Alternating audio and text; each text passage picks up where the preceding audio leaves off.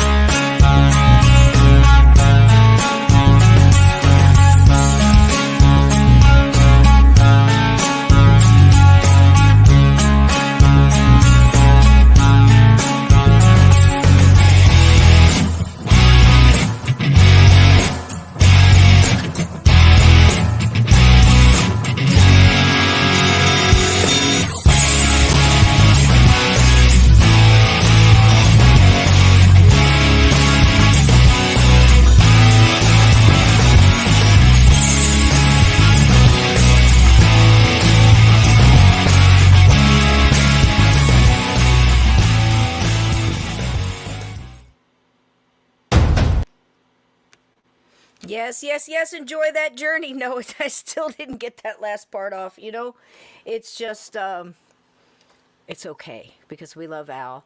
And to everybody out there, can you hear me? 5-5? Let me get my comments up here. This has been, has it been a week already? So many wonderful people in here already, and I'll tell you what, it wouldn't be the same doing all this digging and all this research. Yeah, I got a lot of candles going on the back. I got my little ghosts and stuff, and he's just like, he's chilling. He's all right. He's not as sparkly here in real life as he is in the thing. But see this big old thick thing of notes? Big old thick old books. I mean, I'll tell you what, my co-host tonight, you all know and love him, but we love digging and getting the facts and then some interesting stuff to add into. And I'm telling you what, this is a story that just keeps on giving. And welcome all you wonderful people in this chat, to all the wonderful Black Ops mods out there, to all you wonderful gatekeepers, to all your listening. There is no safe word, Murray. There's no safe word. Not up in here. I guess shut the fuck up cakes, maybe. Is that, well, it's a safe cupcake, I guess. I mean, the bacon is always welcome. But anyway, let's get my wonderful co-host in here. The man with the golden shovel. You know him. You love him. It's Mr. Donny Cho. Welcome in, sweetie. Hi. Can you hear me? We didn't get a chance. You were in there all chatting and everything. We didn't test sound. You sound wonderful. Can you hear me? Okay. Yeah, I hear you perfectly. Perfectly. We're good. See? Yeah. We're pros at this point. Not a perfect podcast. So expect mistakes, expect all this. But look below us, Donnie. Do you see what is rolling underneath our beautiful little scenery here down here by our gate, ready for our journey tonight? Yeah. We are over 1,400. Let's get us up there, man. This is all because you guys, and this is completely organic. Nobody bought subs, nobody, because people do that. Just like people can pay to get followers on Twitter. I mean, who does that? But I guess people do. And but this is all organic, and it's an acquired taste. And you know what? We just really like it that way, because inside this chat are some of the greatest, what would you call them? Sub-chats? Sub-convos? little conversations that go on in the chat. Side conversations? There you go. Like a side of fries. Side of fries got nothing on this chat, though. It's full of love and guidance, and the gatekeepers will walk you down this journey through this wonderful open gate that we have here. We never know where we're going to wind up, but we enjoy the journey, and that's like life. So it's all in how you look at it, right? Yeah, exactly. Sad and disappointed. Yeah, Jeanette, I totally agree. But that banner below is all organic. That's all you guys. So please go back out, pop out for a second, go hit that thumbs up. It helps us get recommended on YouTube, and helps people see it.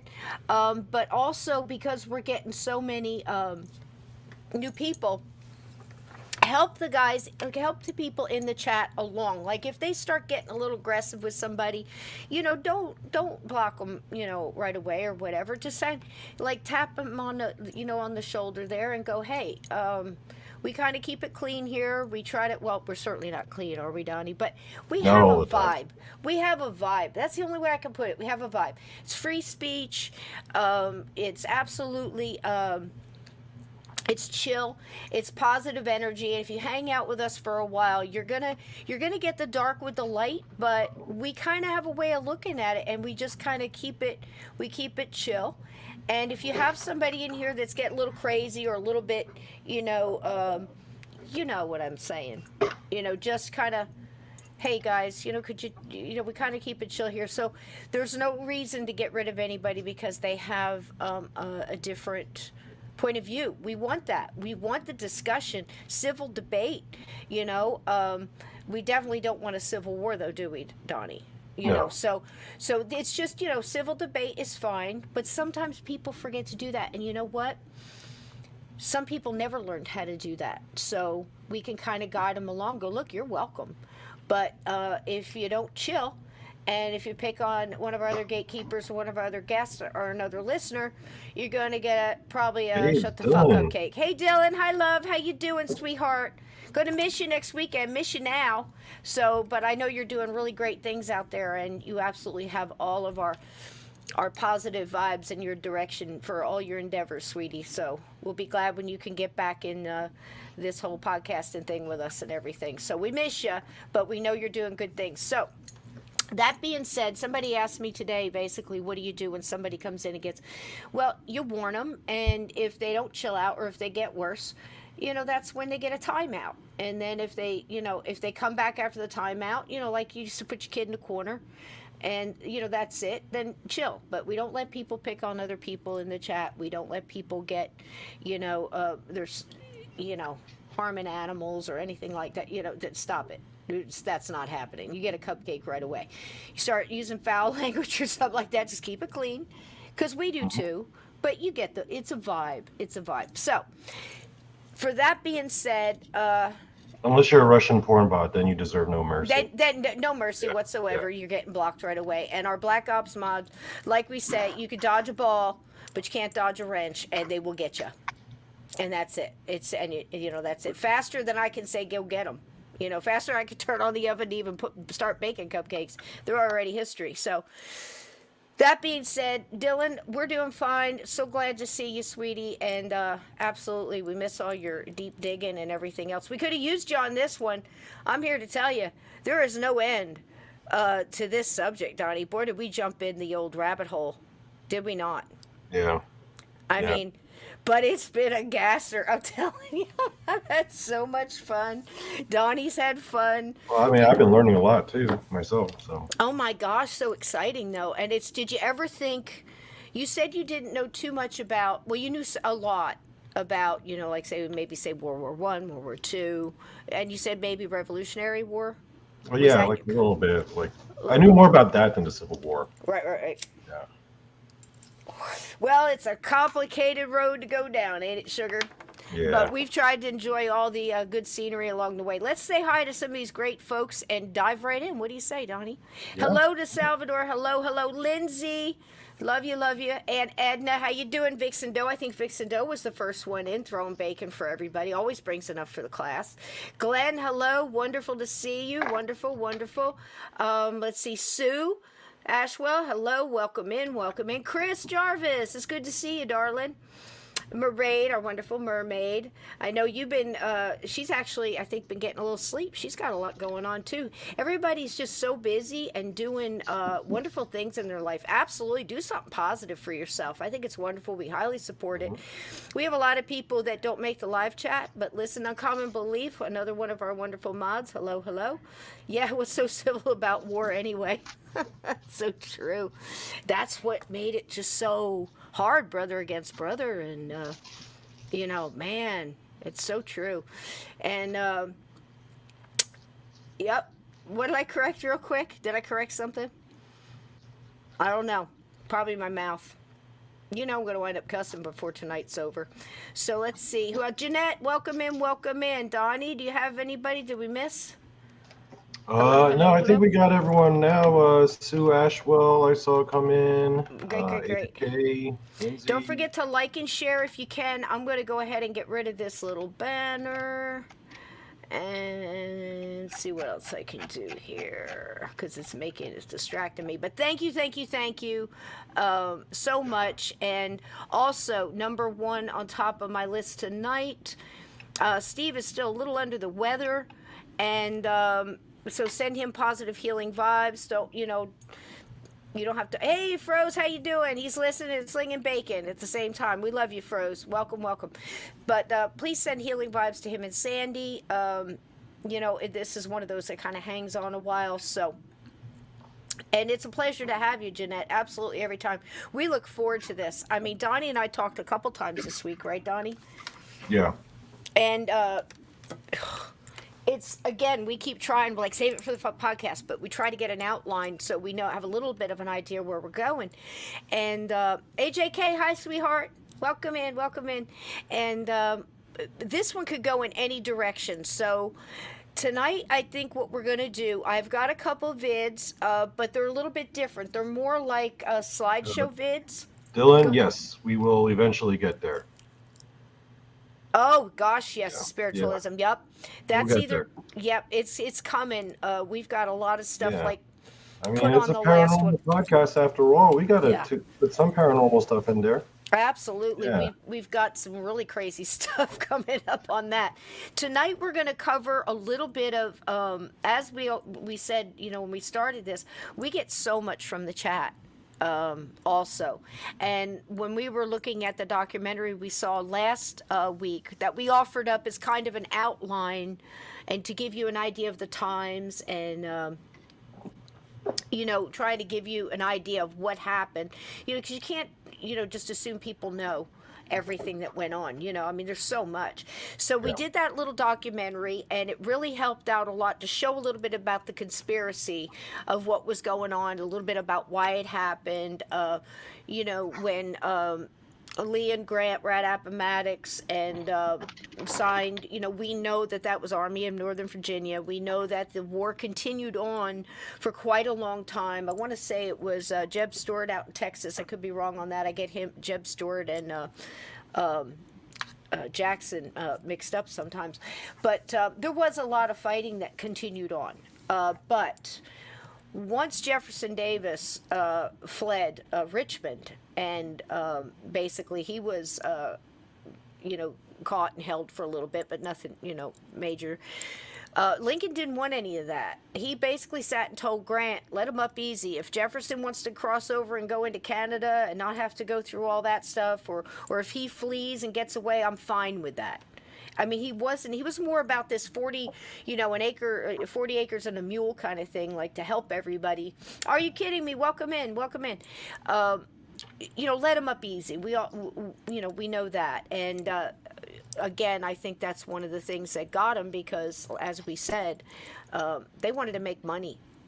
So many money, those guys out there wanted to make money on rebuilding the South and things like that. So we're going to touch on that. But one of the things you guys said in the chat too was you brought up that really the Civil War started way before the shooting at Fort Sumter, and in a way it really did. There was an awful lot going on with the Missouri Compromise, and basically what it was, it sounds like a simplistic.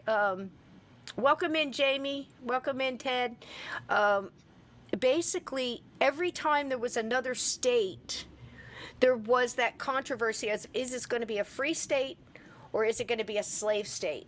And that caused a lot of back and forth, and you got large groups that came out to basically be known as pro-slavers and free staters.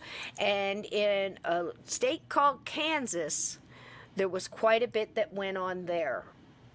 Donnie, do you want to take it from there? And I can pull up this slide if you like, or how would you like to do it? I'll just, yeah, you can pull it up. I mean, okay. I would like to set this up. It's going to start right about here. And let me see if I can get this just a titch better. Oh, I can't see Oh us yeah, then. that's So Harpers Ferry. there we Yeah. go. So this is basically, you want to tell a little bit about Well, that? yeah, I'll talk about Bleeding Kansas because that's Harpers Ferry comes way after Sure, that. sure, sure. You go right ahead. Bleeding Kansas was like the 6 year period when the U.S. started essentially the state of Kansas. And it was in one of those spots where basically they had to decide whether or not it was going to be a free state or a slave state. People from Missouri started swarming into that state, and then people from the north started coming in. And then it basically started off as a rigged election.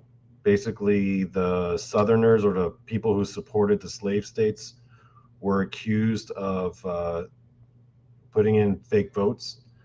So the government that got elected, which was a pro-slavery government, was deemed illegitimate by the Free Staters. So they went ahead and just started their own government, and then they wound up for 6 years having their own little mini civil war, where you basically had people raiding on each side, people committing acts of murder.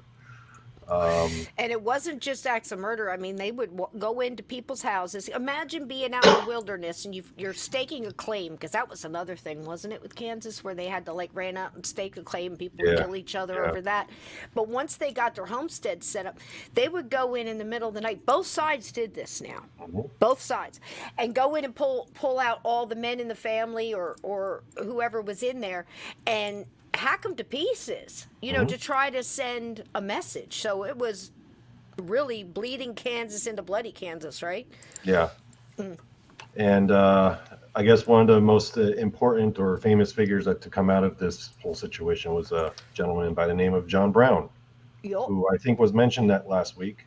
Right. Um, John Brown was an interesting case. He is probably unfairly credited as being the guy who started the Civil War. Mm-hmm. He was considered by some as America's first domestic terrorist. Um, this guy, like people say Lincoln and Seward hated slavery, but this guy really hated slavery. Like it made him murderous. Like, and some people saw him as a psychopath, but then other people saw him as a freedom fighter who, basically his life's work was to end slavery and to, uh,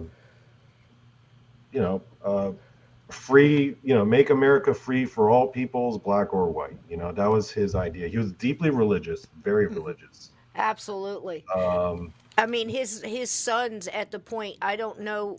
I don't mean to interrupt you, Donnie, but his sons were so important to him, and they were, of course, adults at the time. They each had a farm. And their farms had been, yes, the Jayhawkers and the Border Ruffians, all of that. The Jayhawkers were anybody that was from Kansas. You had the Border Ruffians. You had the red shirts were basically pro-slavers. And they were yeah. both sides were just as bad. I mean, it was really came to that kind of blows where people couldn't even discuss things anymore. They were just killing each other and along the road as they came upon each other and all that.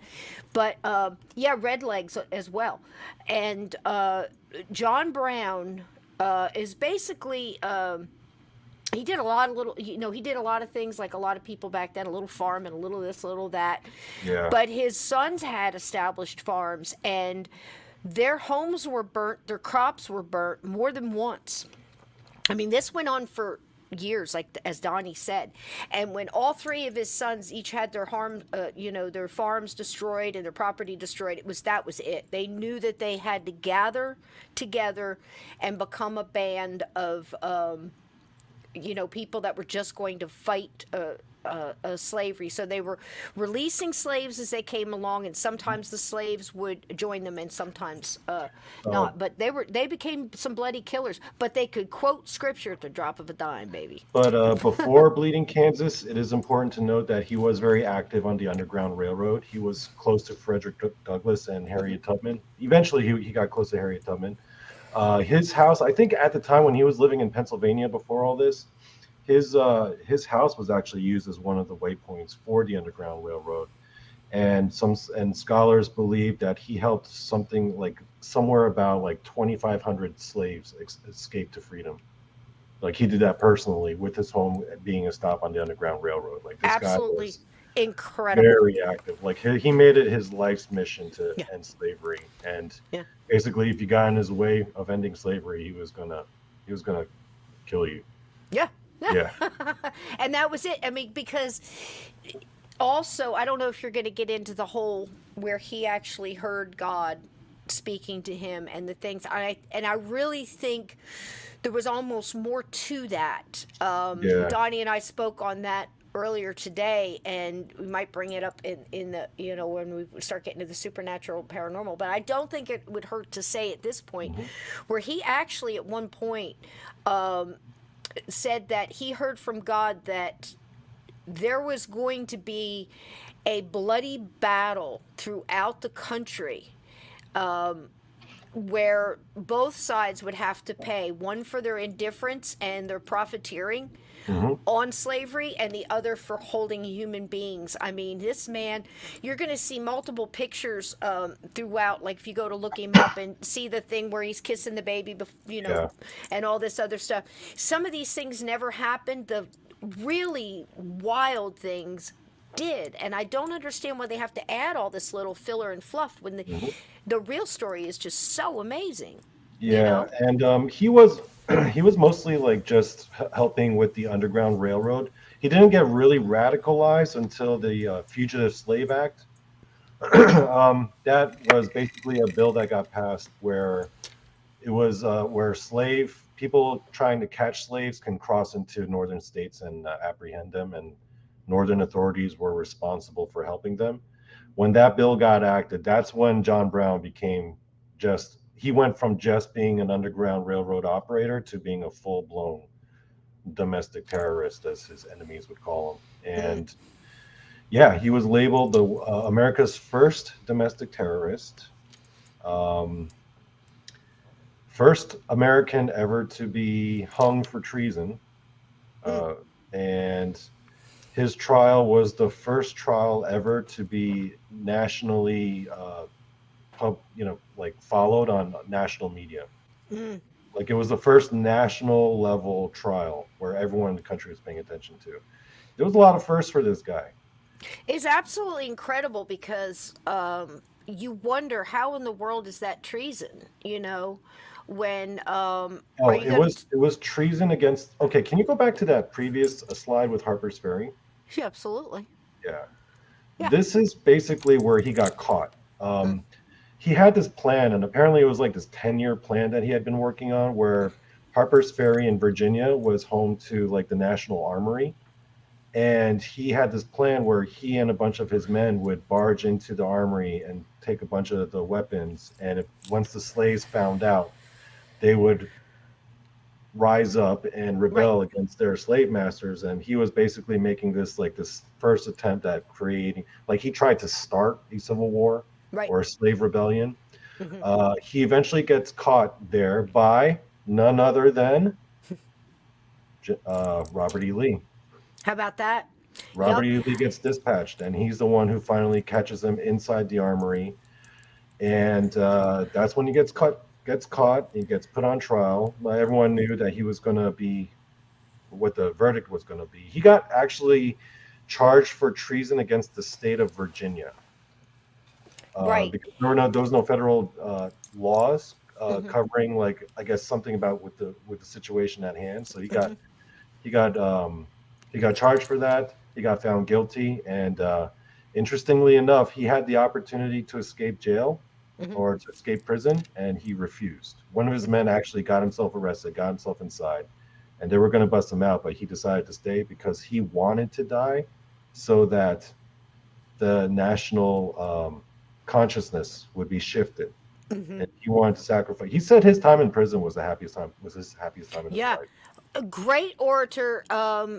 I think this is a good time to say that Donnie sent me last week.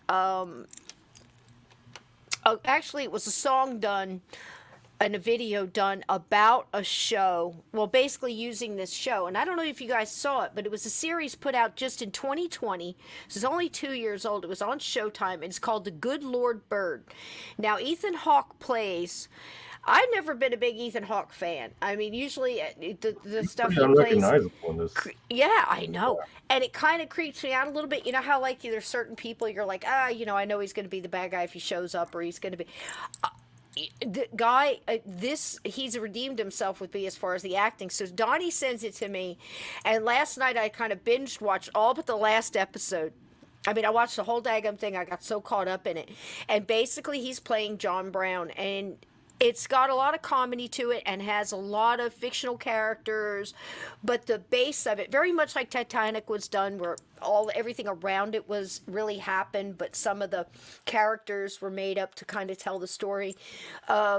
Is amazing. He goes through and he talks about the Underground Railroad and how he was involved, and Frederick Douglass in New York, he goes to visit, and there's a character too, Lincoln really respected the heck out of Frederick Douglass, let him in the White House twice in front of the line, because he was trying to understand what to do once we got the slaves free.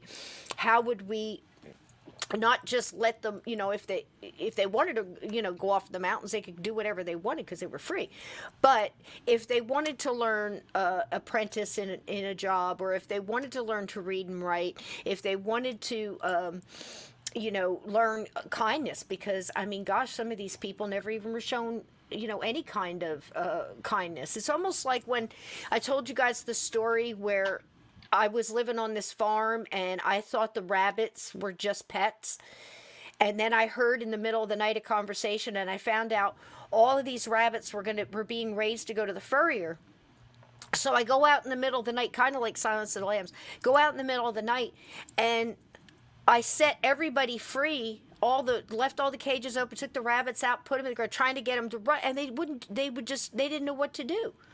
They just kind of, they didn't know to run for their lives and go start off, in another direction. And in some cases, and I don't mean to talk about human beings like that, but if you were born in slavery and all you knew was that farm and you never got to leave the farm, I mean, some of these people were treated, what do you do?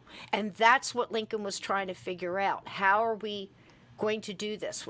Can we have people, groups, things, what kind of things can we offer them for free to teach them to read and write if they want to learn, if they want to, that kind of thing. You think about it, that would be something to deal with. And a lot of times people misunderstand that. Sorry, Donnie, I just wanted to let people know. It's fine. He was, John Brown, he kind of it seemed like he had a falling out with Frederick Douglass at the end, because I think Frederick Douglass didn't agree with his philosophy of sheer violence. Right, and he was also trying to get the Secret Six, which was a lot of bankers who were abolitionists that were secret, that were kind of giving them money and trying to help with the cause. And a lot of times John Brown would make his money by speaking in having these small meetings, abolitionist meetings in churches or wherever he could in the town, and passing the hat to get a little money. But most of the time they just lived off the land and, just kind of a guerrilla warfare pact of just, going around and trying to get slaves free. And many of the slaves would join them.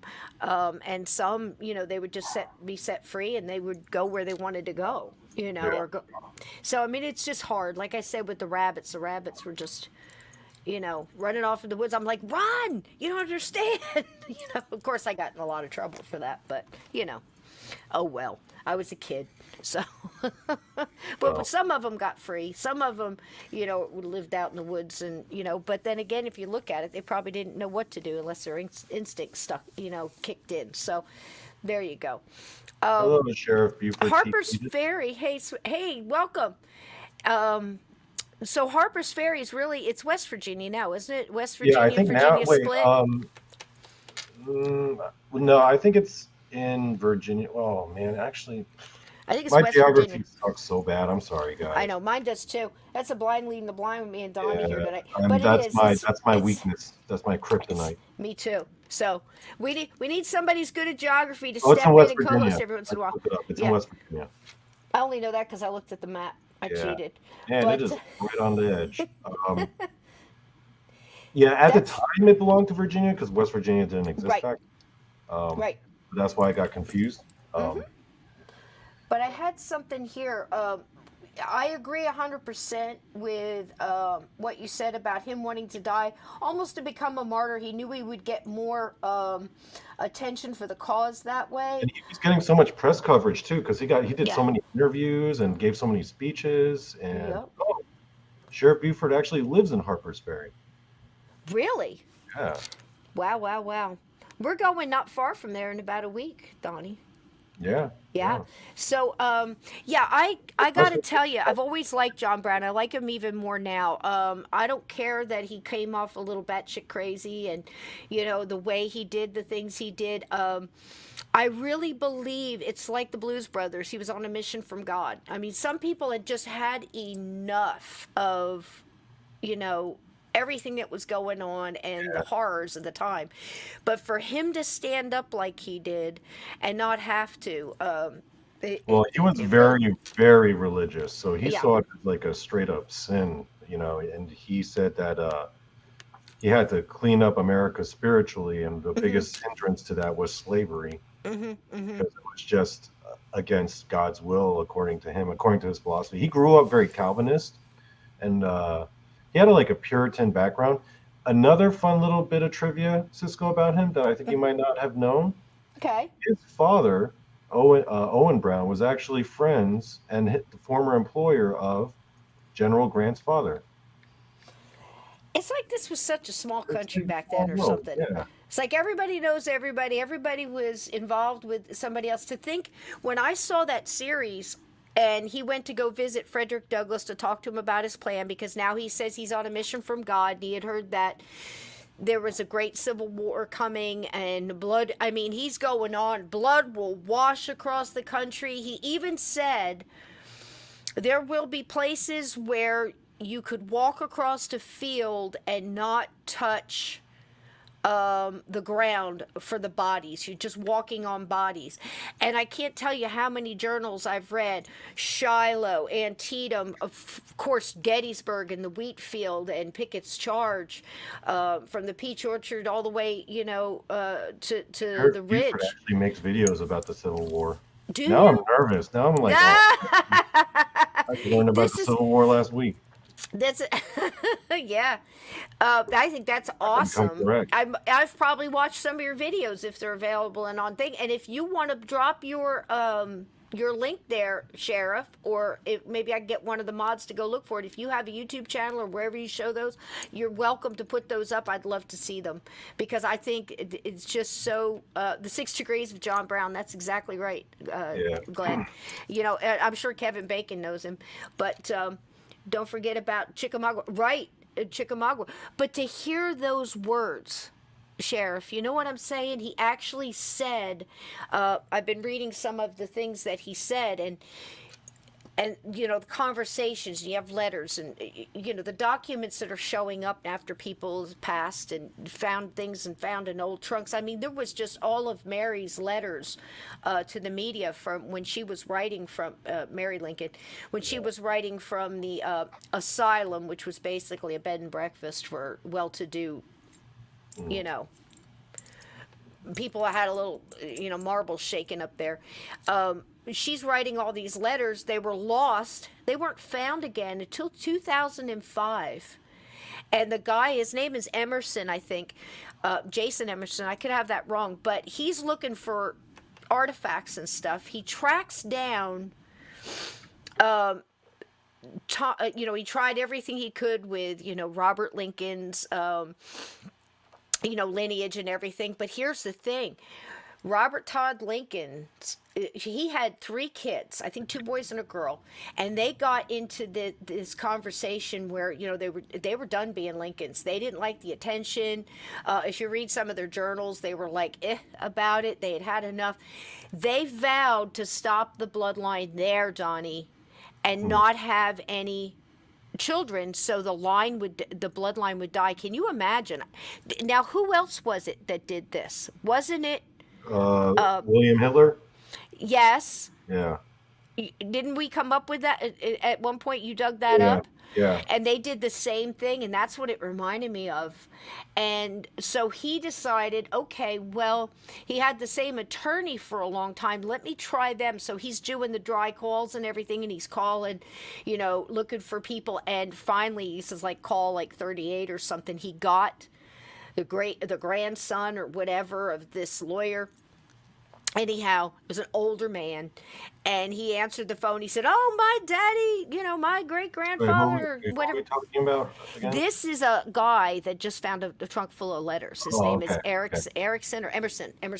okay. And I'm just saying it, how we're still digging up stuff to this day, right? So he does all these dry calls, gets this guy on the phone, and he's looking for, the attorney or people that were related that are still alive. So he gets a hold of him, and the guy says, "Oh my gosh, my granddaddy loved Robert Lincoln, talked about him all the time." And he said, "Here, let me ask you a question. Now, this really happened." And it happened not too long ago. He says, "Let me ask you a question. When we were getting ready to move, we found an old trunk of my dad's, who was the attorney for Robert Lincoln, or great grandfather." He said, "And there's a bunch of letters and documents and papers in there. Do you know anybody been interested in having those?" And the guy said, "I'll be right over."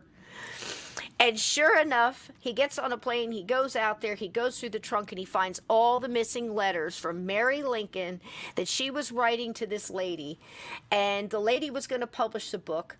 Mary Lincoln's descendant, or cousin, whatever, or sister's lineage, sued her, told her she couldn't write the book, gave her $20,000, and told her she had to destroy the letters.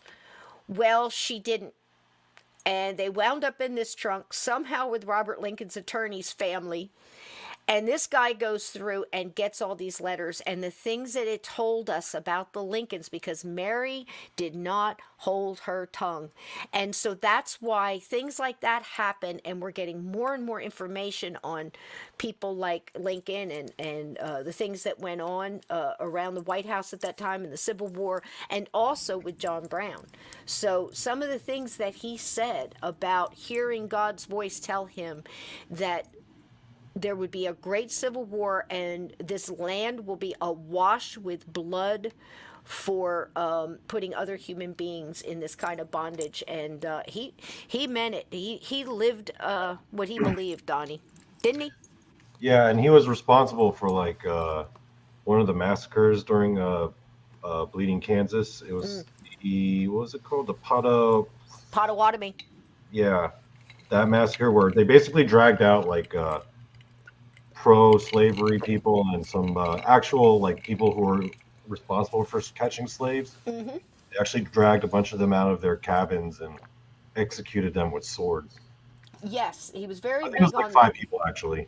Yeah, he was very big on that because he knew it was going to make an impact and the papers would get a hold of it. And then people began to fear his name. Yeah. Say he was on a train and he was traveling with somebody, that they didn't want riding that train, Well, which was, he was a in the series. controversial figure back then, and Right, everyone knew about him, and people would right. debate about him, and people would argue with him, and you And have it would one also family get where exaggerated. one side is pro-slavery and one side is Yep. abolition, like the abolitionist side, and basically people would argue about this guy at the dinner table, just like how we do with certain celebrities today. 100%. Absolutely. I was trying to find that uh, the quote that he said at the end, but he was featured very prominently in the miniseries North and South. If ever anybody remembers that one, it was the one with Stacy Keach, and I think Patrick Swayze played the Confederate side, and it was, and Lincoln was in there, and Hal Holbrook played Lincoln. But it was a big miniseries. I think it was like in the '80s, maybe early '90s, and there was a great thing about John Brown in there where one of the artists, like, we know there was so many artists back then who used to sketch the pictures because photography was just coming into play, right? And welcome, Miss Nobody in Florida. Welcome, welcome. Hello. So he's sitting there and John Brown is telling him about why he has done what he's done and why we are not going to escape it. And he's doing this whole biblical speak on there will be gnashing of teeth, and people will be calling out to God. There will be no family untouched from this war. Everyone will feel the pain and the ache of the loss and what has come. This land must be purged of its wrongdoing, and that's how he was, and it was absolutely amazing. And to think that this was what, 1858. I believe he was hung in 1859. Nine, okay. Yeah. So there you go. And then you figure Lincoln gets in, you've got the whole thing. And this is why we're saying last weekend, it wasn't just Lincoln. This was what was going on in the land. They knew at this point that something had to be done. And that's why Lincoln said, right now, I can't constitutionally free slaves in these states that have it, but we can stop it from spreading. And that's when you start getting all that. And then Kansas became a state, and it also became a free state. So I thought that was pretty cool. Yeah, after like a whole bunch of fighting, and then the federal troops came along and told everyone to calm down. Yeah, but he did bump into some great people like Jeb Stuart along the line, and he bumped into somebody else, Donnie. Yeah. Well, so now we're going to tie him into John Wilkes Booth. This is amazing. John Wilkes Booth in 1859 at this point had already been radicalized and had already become a very outspoken proponent of the Confederacy, and felt, I guess, he wanted to join the war effort, but I guess his mother forbade him. So one of the things that he did was actually from Maryland, because John Wilkes Booth was based out of Maryland. He took the train over to where John Brown was being hung, and actually to put on a Confederate uniform so he could attend and watch the death of John Brown. I don't know. Do you want to take it from there, Sysco? Well, yeah. Now, see, what he did was he actually, at first, he was going to just get on the train. Yeah. And the people in charge of the train, whoever, the engineer, whatever, the guy takes your ticket, not going to let him on because he's not in uniform. Yeah.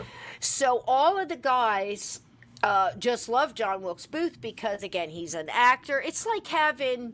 He's like their version of a movie star. It's like having Right. Brad Pitt show up. They're like, oh, damn, it's Brad Pitt. Can I have Right, an autograph?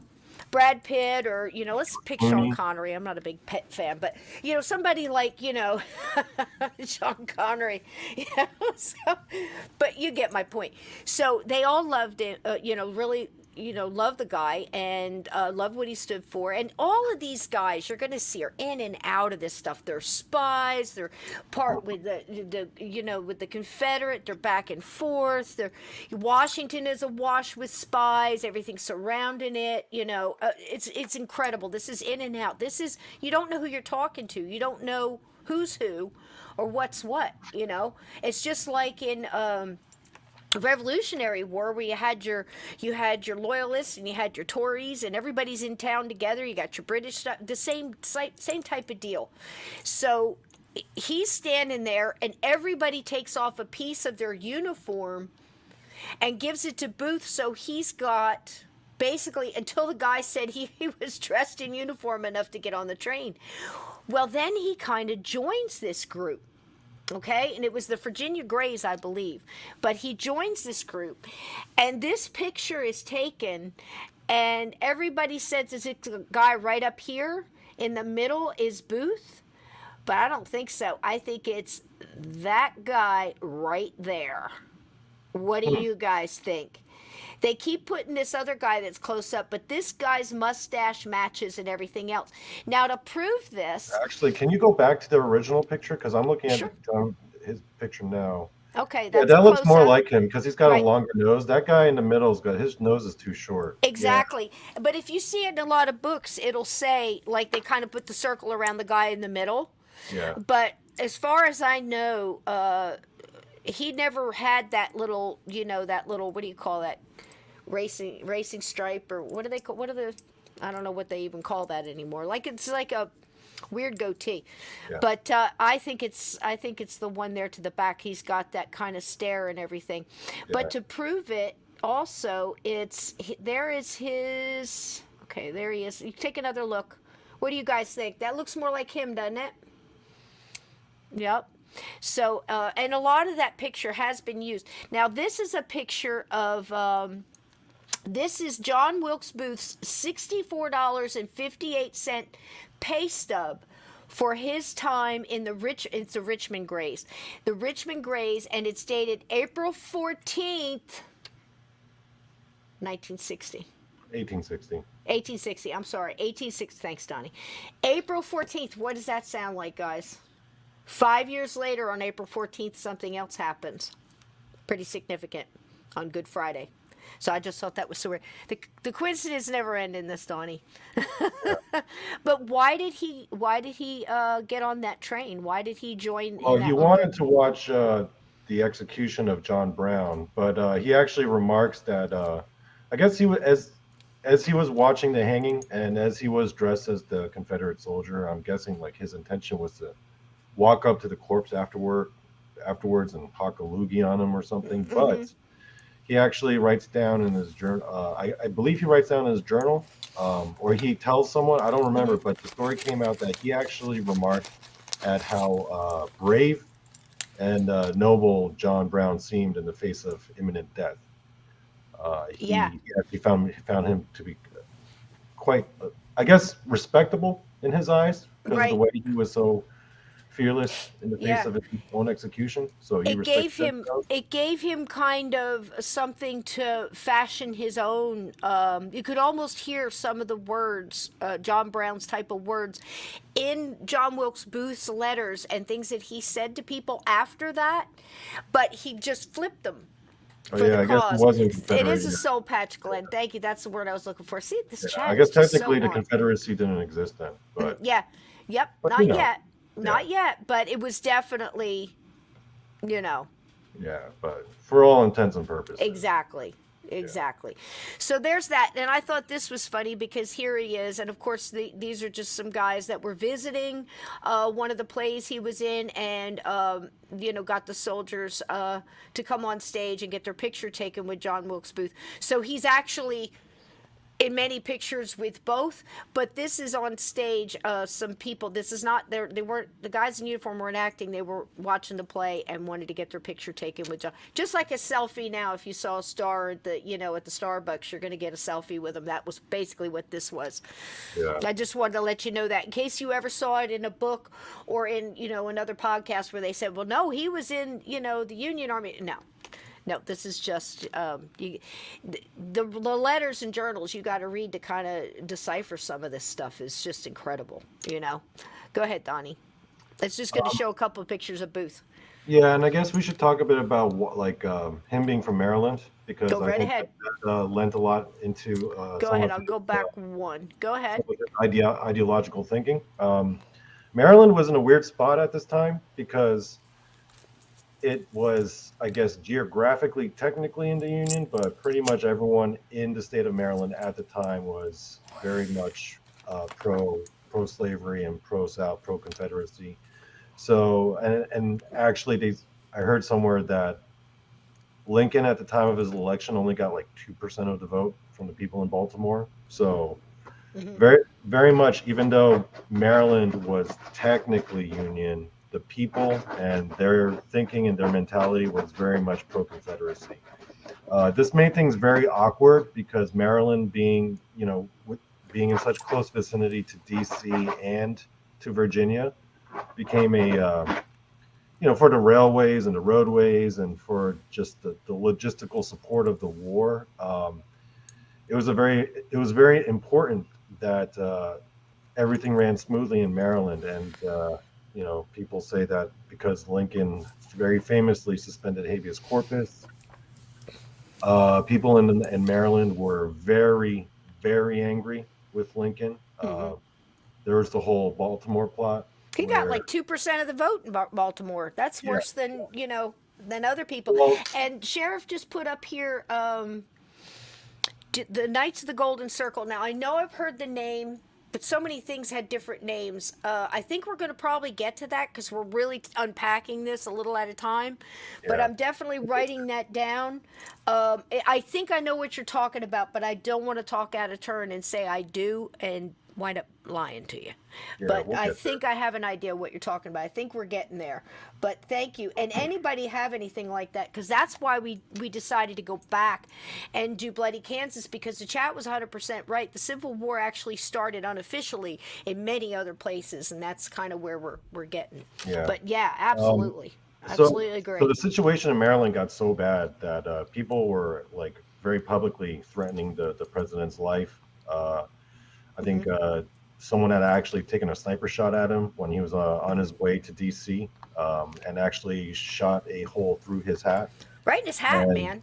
and it said that Lincoln was actually kind of showing it off to his peers and be like, "Hey, look at what happened to my hat," you know.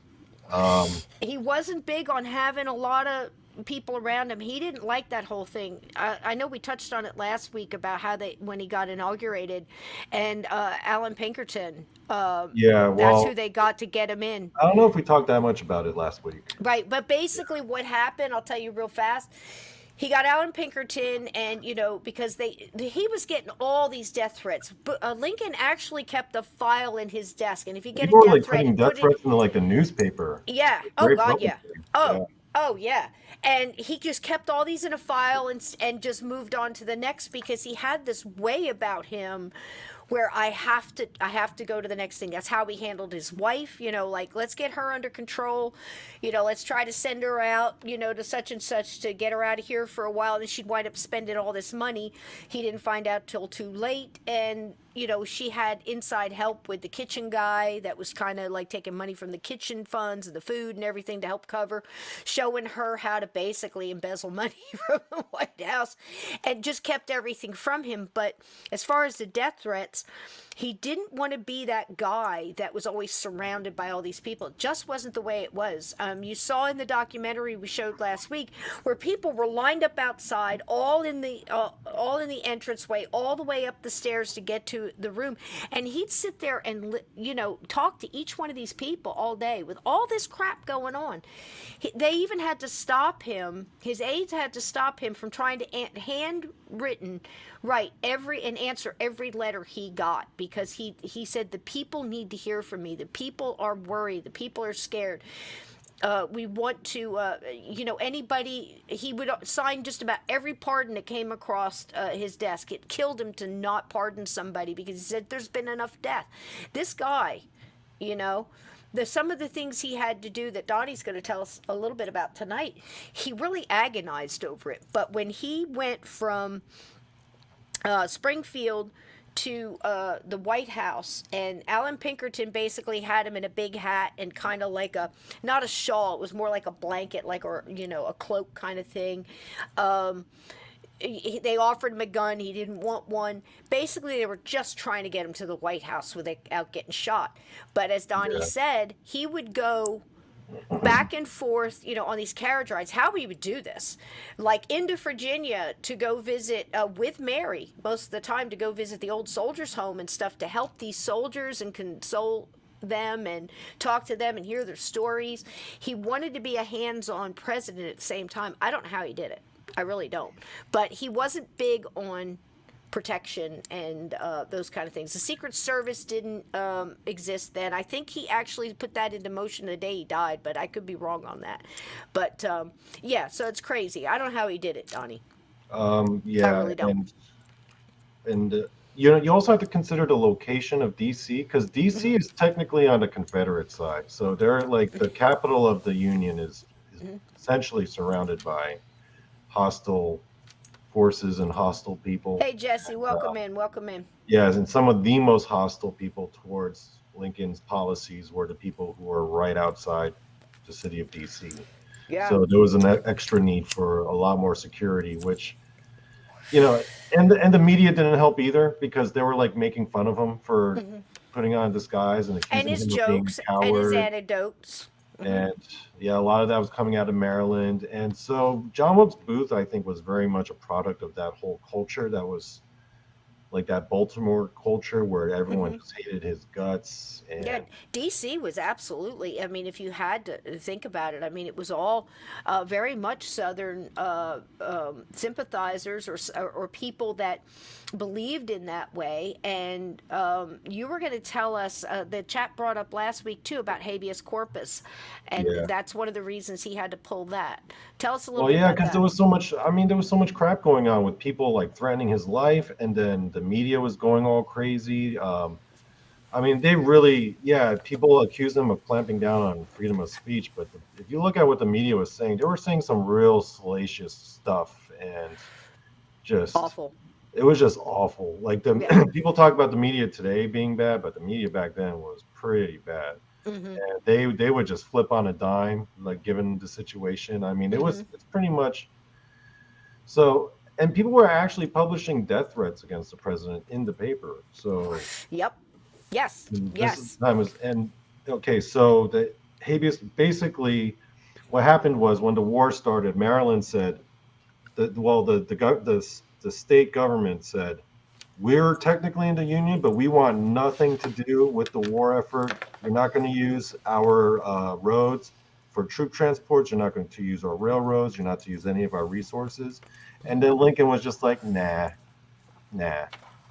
And so I think there was a lot more animosity, specifically in Maryland, than maybe other places where you have to keep in mind America at this time didn't really have the best communications technology. So most of the people in the South have probably never even like directly felt any of Lincoln's policies until about Mm-hmm. the start of, I mean, most of the people that probably didn't even know what he looked like unless, Mm-hmm. they had a picture. But the people in Maryland were right there front and center, within a reasonable distance from the actual president. And they're actually feeling the effects of a lot of his policy decisions Absolutely. directly. So Mm-hmm. the feelings of bitterness towards Lincoln were probably strongest. I know they were very strong in places like South Carolina and all that, but Mm-hmm. the pro-Confederacy people in Maryland were very hard line. Right, right. And people couldn't even go back and forth. You think about this hub, and I'll have a map up here later that actually shows you how close everything is for those that, in Australia listening tonight and in the UK. We've got people all over the globe tonight. So we don't want to just assume, how tight all these little states are, where Washington is. And again, think Gettysburg. Gettysburg is like in a circle, and anywhere you look out, there's actually a monument. You climb to the top of it. If it was clear, flat land, you could see forever into major cities in every direction. And that's why it was like the center of things. And so was Washington, D.C. And he basically had to, he really struggled over the decision to, with the habeas corpus and say basically, look, we have to be able to just stop these people from attacking everybody coming in and out. Every bridge as it was going out of Washington D.C. is closed off, held by Union, and you had back and forth pass. It was pretty simple to get across, but you had to go through basically pickets, to get through there. So Yeah. that's why it was so hard for Booth to get out that night. But Sheriff was saying something here, and that I absolutely want to bring up. This is absolutely true. Lincoln's wife had ties, and it's even deeper than that, Sheriff, because yes, General John C. Breckinridge, absolutely, but her whole family. She had sisters, her dear sister that came to stay at the White House with her young son. His husband died in the Confederacy. She's losing brothers and brother-in-laws. All of her family she's from Kentucky, and that was a big thing because the newspapers and everything else were calling Mary Lincoln a spy. Okay, and Lincoln had to deal with that on top of everything else. And at one point, like I said, Just go. I'll be go, right back. go ahead, sweetie. I'm gonna At one, smoke real quick, and then I gotta calm my dog down. She's that's tearing fine. stuff up That's in her fine. room. I'll be right No back. problem. No problem, baby. So, you got to imagine this in the White House. And please, historians, don't jump on me when I say Mary Lincoln was batshit crazy. We can prove she was batshit crazy. She came by it honest. There were 14 other people in her family that we can dig back through journals and letters and everything else that actually had mental health problems. that's established. So I believe it was inherited, but it was also how she was broken through time. The loss of her father, how close she was to her father. He was really actually it was her mother first. Didn't like the stepmother. The stepmother called her the devil's limb, and I'm assuming that's a horrible thing to hear from a stepmother. Tried to get her dad's attention by learning politics, because her dad was very into politics, very affluent, came from money, but they were against slavery, even though they hired freed slaves to work in their homes, very much like many people back then had Irish maids and everything else. I mean, it was just, that was part of it. But they were not for slavery that was being held in the South. They were against it. And that's where Mary comes from with that. But the papers ripped her apart. And she gave them plenty of stuff to put in the papers with. She had reporters following behind her when she went shopping, to say, to put it in Lincoln's term, flibbity gibbets. Here you are buying flibbity gibbets when soldiers don't have blankets and enough food. And you're buying, china. She bought 2 sets of china. And you can see it, and if later in the next episode, I'll pull it up so you can see it. But you see it in some of replicas in some of these, like Sandburg's Lincoln and some of the other, most certainly in Gettysburg. But it's the cups were bone china, and everybody knows bone china is made from bone. So it's bone china with the gold rim with the eagle and the place setting. So you've got, your tea, your saucer, your cup, all that stuff, the bread plate, the dinner plate, the service, gold forks. And back then, one set of that china for one person was $1,100. $1,100. I saw the bill. And she got 2 of them. That was for them. For their private, for Lincoln to eat on and things like that. This is the stuff that absolutely infuriated him. This is a man who would eat an apple and maybe, some milk for breakfast if they could make him eat during the day. I mean, his last meal, he had fruit and milk for breakfast, and he didn't eat the rest of the day. And before he went to the play, he had cold meat and potatoes. Cold. Wouldn't even heat it up. This is Lincoln. They had to remind him to eat, and people are bothering him about his wife as a Confederate spy.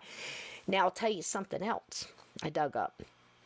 This woman was so, after, because you figure, okay, then they lost Eddie. Eddie was about 4.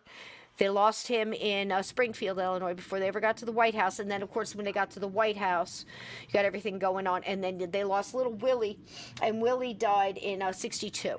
And he died of typhoid fever. And Tad was sick in the other bed at the same time. This woman wouldn't come out of the room for like a month, just wailing and screaming and just, really showing a lot of bipolar kind of tendencies, also with the shopping and the hoarding. Her sister said Mary's ideal of happiness is purchasing and storing things. So what does that sound like to you? That sounds like these people that have a lot of money but shoplift for the thrill, people that are shopaholics and things like this. So Mary was a big issue. I think she was a hoarder. Yeah, she was. And clearly had obsessive compulsive disorder, OCD. Right. And probably PTSD. And come by that honest. No joke. Yeah. No joke. So I don't mean to say anything. Yeah, scandalous, right? Be kind. This is what Lincoln is dealing with. And he doesn't know what to do with it, because if he sends her away, she'll spend money. If he sent her home, the talk would just be even worse. And he just wanted to focus on preserving the Union and slowly but surely adding in getting rid of slavery, very little, and we'll get back into that. But this is why he did the habeas corpus, and this is why he did the other stuff. Now, do you want to talk about, you talked about Baltimore. I know we're jumping around here, but it's kind of hard not to get all this stuff in. So if things are connected, that's when we're bringing them up. Yeah. Wait, real quick. Go. A lot of politicians came after Lincoln for the suspension of habeas corpus, but then Lincoln argued that, hey, There's a provision in the Constitution that says a president has the power to suspend it in times of rebellion or invasion, and I think the Civil War counts. So, Yeah. And, it's very hard to defend Mary Lincoln, and I never intend to do so, but I have to try to be fair on this podcast. If you think about where she came up from, the direct opposite, I mean, a complete 180 from Lincoln, dirt poor, little cabin. We went over that last week, how he grew up and his wonderful mom, Nancy, and, how his dad treated him and how he felt like an indentured servant and things like that. We talked all about that. Here's Mary on the other side, born with a silver spoon, crystal and all this finery around her. It's all she knew. And her father taught her that how you present yourself is the first words you'll ever speak to someone new. And of course, that's like another play on that, like you never get a second chance to make a first impression kind of thing. So the only thing she felt she was good for was to present Lincoln and the White House and the presidency as something to be respected. She felt she was a queen, and she would present herself, her husband, her family, her home as such. And she could not win no matter what she did. If she threw a big party and invited everybody and did everything right with the right food and the right finery, they would criticize her for that. If she didn't have the party, they would criticize her for that, and say, in these times, we need to remember why we fight and how to live and how to, socialize and all that. She couldn't win no matter what, but she definitely gave them a lot to talk about, didn't she, Donnie? yeah. Yeah. So that was all part of it. At the same time, he suspends the habeas corpus for the reason that people are getting attacked. Think about, you're going down the street and all of a sudden, your whole family is attacked in the carriage, whatever. Lots of people went back and forth from Washington, Virginia, Baltimore, Maryland, all over, and they're being attacked. So they had a problem arresting these people without the pickets and the small little, squads that they had out on the streets to cover this. And he gave them an easy way. Just arrest them and we'll figure it out later, because basically they're attacking their own civilians attacking civilians is basically what it was. One of the things that I've come to realize very quickly when I started studying about the Civil War was that, man, the infrastructure and the technology back then was real bad. So true, yeah. So it was very hard to manage even the most basic of things, and we'll get more into some examples of that. But she definitely was, Aunt Edna. I mean, she gave him a lot to, and at the same time, like I said, one of the saddest things that I've read in his letters, again, most of the stuff that I'm getting are from his words. I'll show you the book again. This is Abraham Lincoln, his speeches and writings. So this is nobody else. This is, you see how thick this is? About 900 pages. I just saw that recently at Barnes & Noble. Yeah. Yeah. And it's really good to go back and look at his words and because there's so many historians, so many scholars. Donnie and I are not either one. We're not experts in this. This is just two people that were interested in a subject and digging what we could. I'm trying to present to you, and Donnie is as well, if there's like 3 different things out there, where historians and scholars have been studying this for, 30, 40 years, they're agreed on it. We can kind of bring it out. There's so many things that have been made up, like you'll hear multiple times, something like Booth was at the second inauguration, which he was, I believe that. He's in the pictures. And then he says, after Lincoln gets done talking about, in the speech, he mentions that, kind of where we're kind of letting them up easy, and bringing, people to vote and things like that. These things are being kicked around. So it kind of is a watery way of saying we're going to start having people as citizens, citizenship. So that's what Booth says. He says, many scholars will say, that means Negro citizenship. He does not say Negro, and that word will never be used on my podcast. So he says that means Negro citizenship. That's the last speech he'll ever make. And then you have scholars that go to this meeting once a year. It's called the Surratt Society meeting, where they all get together and they all debate these things. They call And, you know, themselves the Surratt Society, really? I know, No, right? That's what it's no. called. And Jeez. I know, right? I Why was do they call surprised themselves too. the John Wilkes Booth fan club while they're at it? I know, but it's not. It's all basically just, you know, talking about these things. Like they'll argue whether or not Mudd was guilty or not, you know, and we'll bring that up too. That But is a you know, debate. this, That yeah, is a debate. debate, yeah, they debate that back and forth, and they can't agree. You know, they've got, you know, a couple hours of debate on whether or not the doctor should have unlodged This book the I'm reading says he's completely innocent, but it's just one book, right? one book out of what 20,000 Yeah. at last count, and probably more as we speak, right? Yep. Yeah, but women couldn't vote. That's true.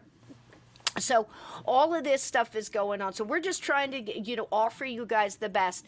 But keep in mind, we've also, as Donnie said, he's reading another book that kind of not contradicts, you know, and some of the things are a 180, some things are, you know, out of the blue. So we learned with Amityville, gosh, again, like 24, Oh, this 23 guy hours. contradicts a lot. This guy's Yeah. like the Rick Asuna of Civil War. He's a Rick Asuna. Yeah, like from This is Amityville. like the Rick Asuna. He's like, nope, that's wrong, and that's wrong. Right. And again, keep in mind that if you're going to write another book on Lincoln, especially on the 150th anniversary, so many things came out, you know.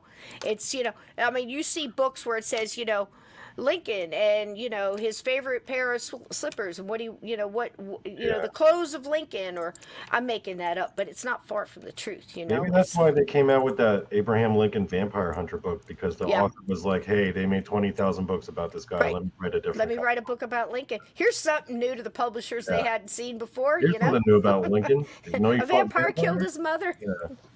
No, it was a cow and his milk. You know, it's just and her kindness. Her kindness got her, because if she didn't do that, she wouldn't have drank the milk and she wouldn't have died. So there you go. So that's what we're trying to do. We're trying to give you all of it, but what we're presenting to you at this point is the best information we found from all those places. It seemed to make sense. You know, where this is what they're kind of agreeing on, but you're never going to get a room full of Lincoln scholars to agree on all things. It's just, it just is. I mean, even some of his speeches are up for interpretation. Well, he really meant this, and in the mind of Lincoln, and how it was. Well, how do you get in his mind? I don't know, but you know. But to tell you that one of the saddest things I've ever seen, and this is, there's little debate on this because he told his aides and he wrote it down in the book, where he took Mary to the window, and if you looked out the window of their bedroom, you could see glistening on the hill a white building that was an insane asylum. And he said, "Mother, if you do not get your grief under control, it will take you down, and we will have to put you there." Yeah. And that was the asylums back then were probably worse than prisons. right. And she did wind up in one, which we will get to, but not anything that bad. But Lincoln knew, and she had to basically get your shit together, girl, you know, and quit spending this money. And I have to get back to, you know, doing this. Stop. But she hid it.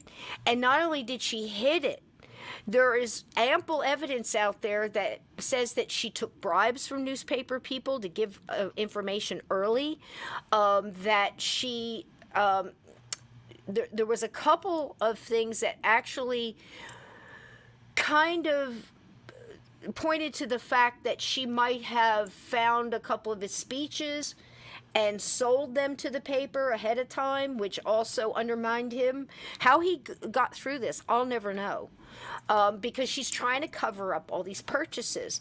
I mean, she was offered from the White House fund $20,000 to refurbish the home.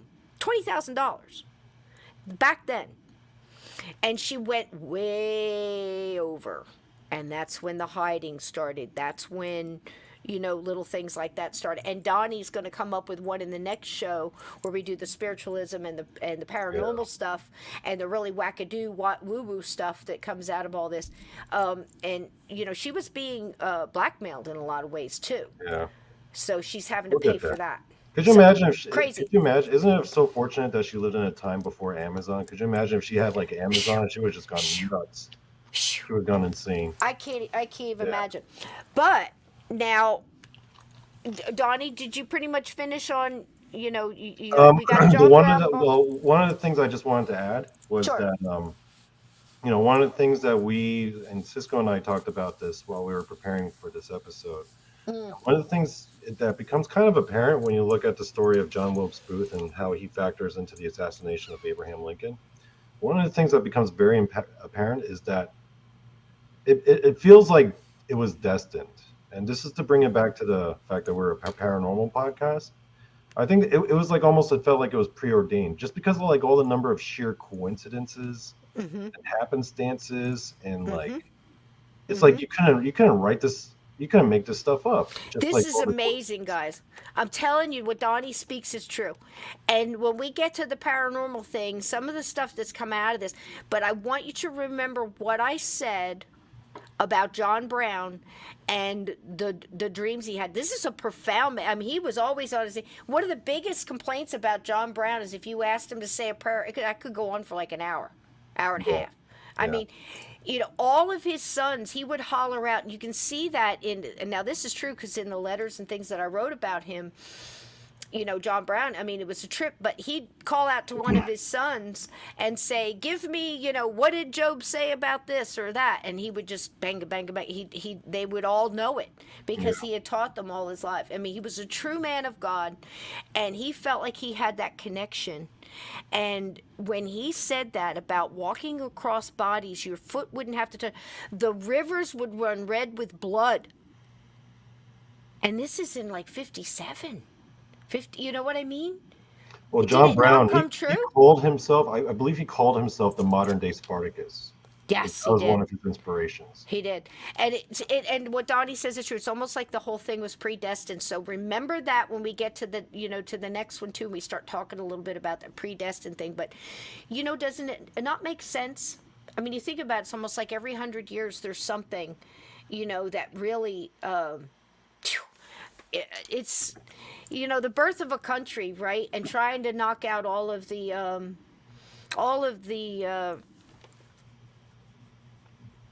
bumps and grinds, you know what I mean? I mean, the country didn't quite start on Growing uh pains. yeah, yeah. Yeah. I mean, it was awash with blood from the beginning. I mean, again, just the Lenape, Yeah. they were one tenth of what they were in less than 100 years. I mean, that's, if that's a genocide, I don't know what is. And then here it comes again, and then just the cruelty that humans do to each other and the price that's paid for that. I think that maybe just the energy itself, that you keep putting out into the world like that, like, the world's making a fist, like kind of like we feel now. It's like we have to right the wrongs, and how is that done? And gosh, it's just, can't we learn from this history? And you see what I'm saying? Find another way, so the rivers don't have to, but that's how John Brown felt. Now, Booth is pretty incredible. The stuff like Donnie touched on some there with Booth and his connections and going to Well, see. the whole Maryland thing was to explain why he was so hardline for True. the Confederacy. It's to explain some of his like political zeal, I guess. Right. Now, I'll tell you, and I don't know what I do with my notes, so I'm going to do it off the top of my head.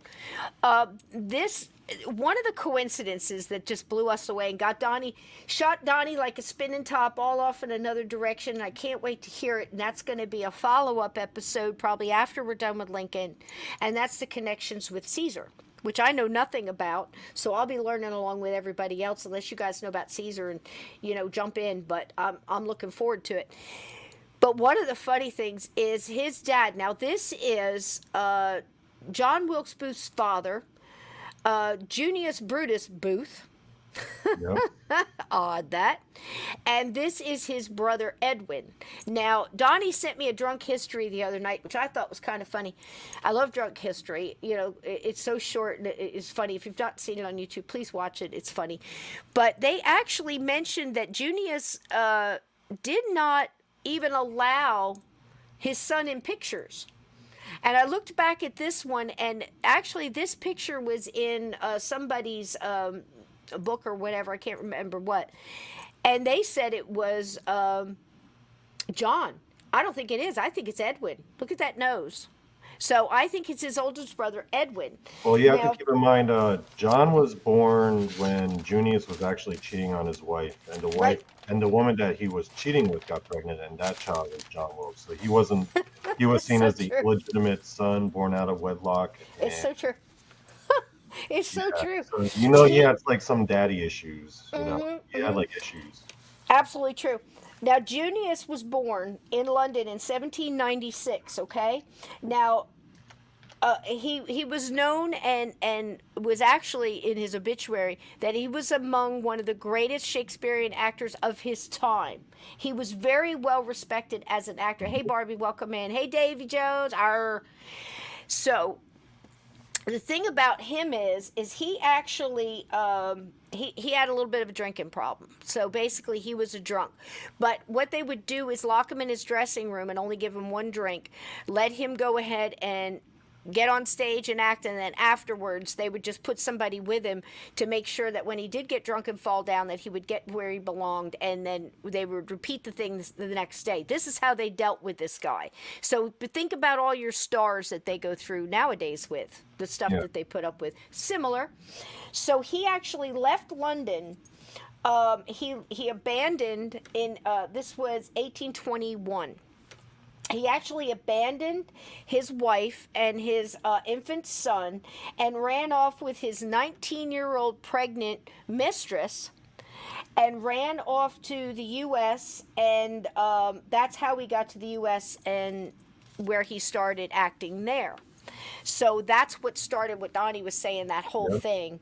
And He's named after right, Brutus, the guy who was famous for orchestrating the assassination of Julius Caesar. right. And they had several children. So you have Asia Booth, the only daughter, Hmm. Asia Booth Clark. She married a Clark, and you She's the saw woman her. that wrote about the Right. reading from the palm reading that we talked about Yes. last week. Yes. That's the one who wrote in her memoirs Yep. about the reading from the Romanian mystic. I can't Exactly. even And wow, how right on was that mystic yeah, reading, right? You yeah. guys remember that from last Palm week? reading. It blew my mind. It blew That my was a mind. palm reading too. Yeah, yeah. And she's the one in a lot of her letters were trying to like cushion the blow of Yeah, she why was he trying to was act like, like the yeah, mediator too. And Junius and Edwin were both very much like pro-abolition, mm-hmm, pro-union. They yes, found the idea of slavery reprehensible. right, And so they would argue very heavily at the dinner table with John Wilkes, who was all about the Confederacy. yep, And John Wilkes, to give you an example of some of his thoughts, there was this one account where he basically said that slavery was actually a good thing for Black people because his reasoning was that he saw how Black people were living in the North, like living in all these impoverished slums and unemployed and in poverty. And in his own twisted logic, he reasoned that, hey, under slavery, they'll have a roof over their heads, they'll have like 3 square meals. Like, what's the problem? This is mm-hmm, actually helping them. That's what mm-hmm, he believed in his mind. mm-hmm, mm-hmm, mm-hmm.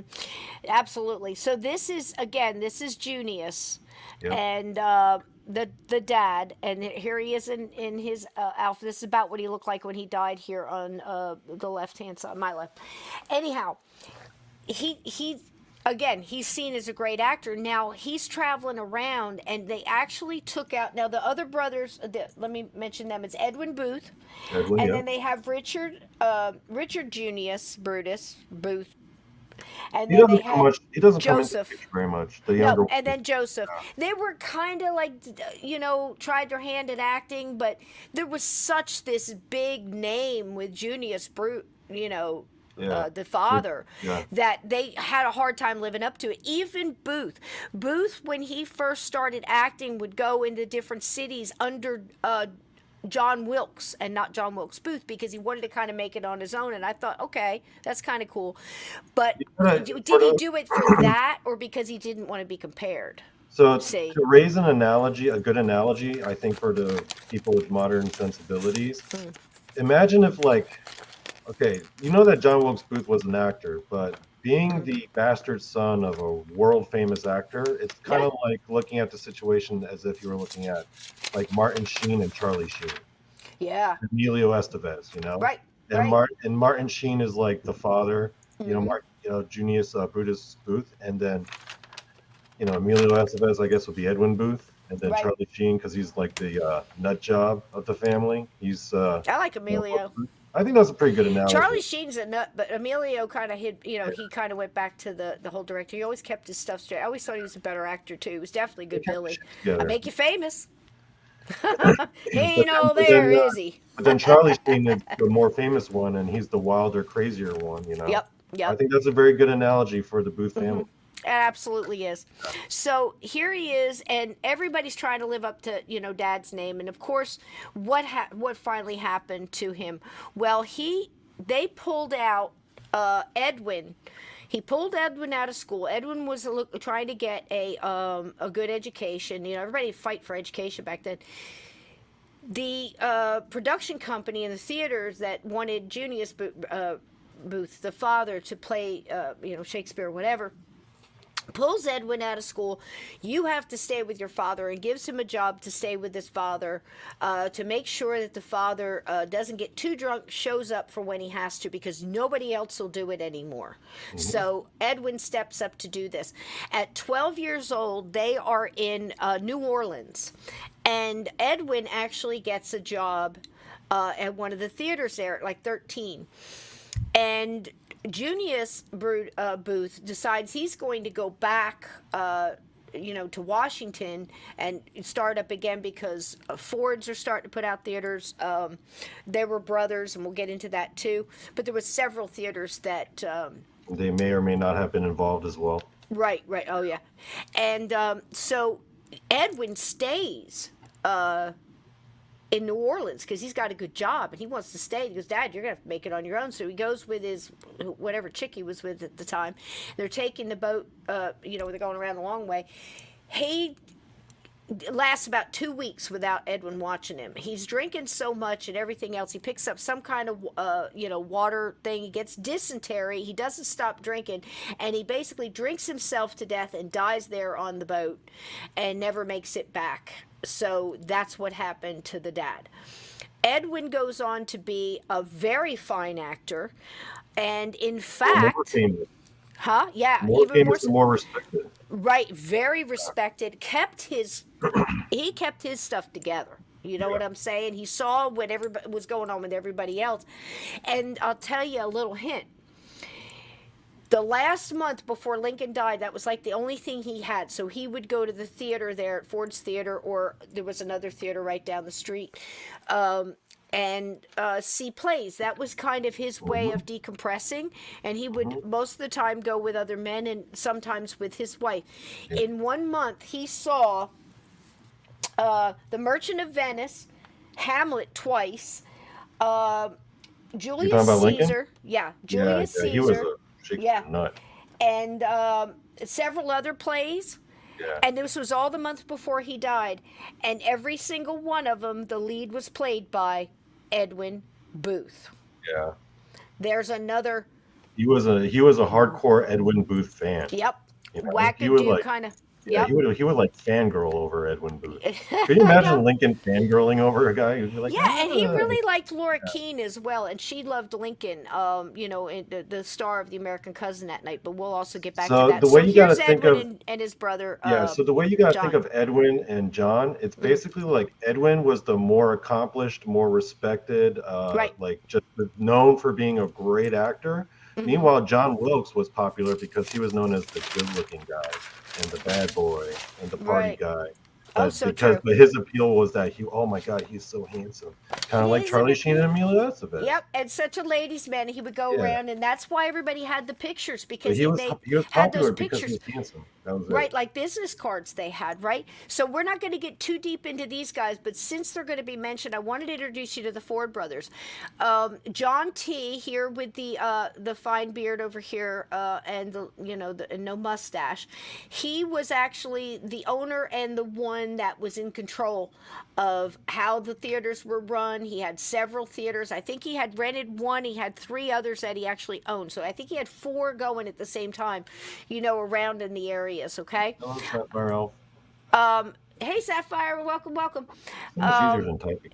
Henry Clay was actually in charge of Ford's Theater that night when Lincoln was there. He was out of town, but he shows up. So you'll see him in movies. In fact, even in the documentary that we saw last week, where they were asking him, like the news guy that was interviewing, what did you think about when Lincoln was coming? He really wasn't there.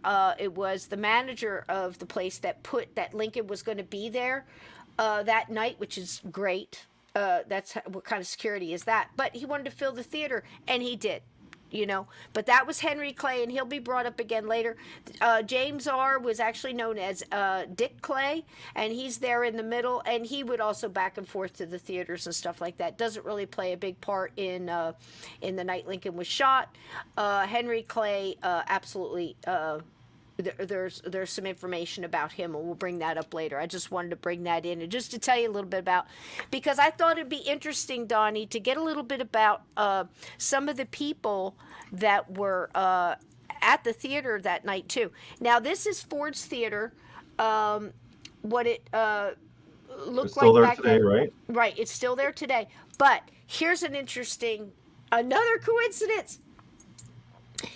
The night that Edwin, but now again, we're jumping around, but we got to mention him as we can. Yeah, no spoilers, Sapphire. So, Lincoln got shot, in case you didn't, but there's more. There's so much more. So, Ford's Theater, which is where Edwin played the most, he was all over the place. Keep in mind, these were traveling, it was nothing to get on a train and go perform in Canada or upstate New York or, any of the major cities. Of course, when the war came, that kind of got everybody stuck to, one spot, but that didn't even stop the traveling. There was still that going on. But most of the time, Edwin stayed at the theater. Now, later on in life, the night that Edwin, to the minute, almost to the minute, when Edwin Booth died, Ford's Theater was always being told that it was built on a lousy foundation. But when they were building the building, people cut corners and everything else. And it was like, oh, it's a strong building. It's a brick building. It'll be fine. It'll be fine. It'll be fine.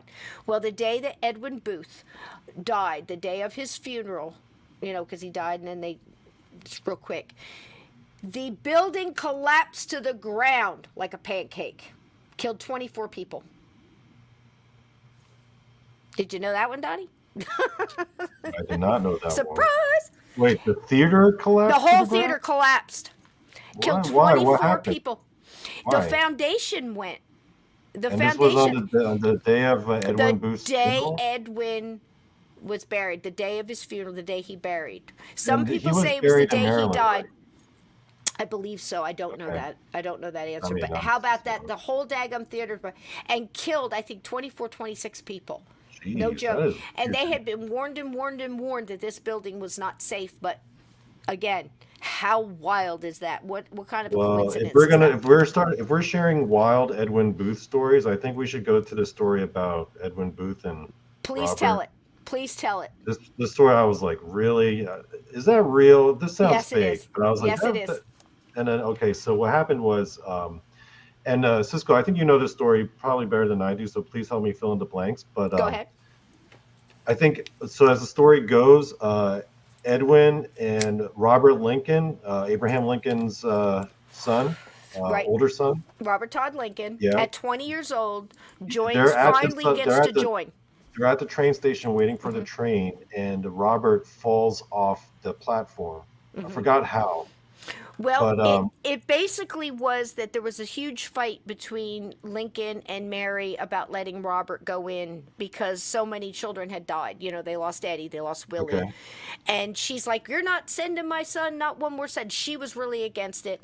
Lincoln said if you hold him back, he'll resent you forever. So he joins, but he gets him hooked up in Grant's entourage, kind of, there with his most trusted, and he starts learning. He wants him to learn from somebody, a respected general, and he really liked Grant a lot, not just because he was winning, but because he liked his tactics and he knew it'd be safe, and he was a little bit out of the major stuff. He was over toward the west at this point. So he's in uniform. There's a bunch of soldiers at the station, and he just gets knocked because there's so much pushing and shoving. The station's packed with all these soldiers, with their backpacks and, with their rucks and all, everything that they had. And he just gets knocked, and he falls down in between where the tracks and the train are coming, and he gets stuck and cannot get back up. Edwin Booth is just there, not a soldier, just there because he's traveling to another theater. Lots of train going back and forth all the time, people, like the subway now. And he just sees a soldier, has no idea who it is, and reaches down and pulls him up by his strap and pulls him up and saves Right when his the life. train is coming. Yeah, right as the train is about to hit him. And saves his life. And if you look at his face in this picture, this is very much how people said he was after he found out what Booth did. He actually quit acting for a couple of years and said he's never doing it again as penance for what his family has put the country through, meaning John Wilkes Booth. And he took some solace in the fact that he found out later that that was Robert Todd Lincoln, Lincoln's oldest son, and that he had saved his life. And he took some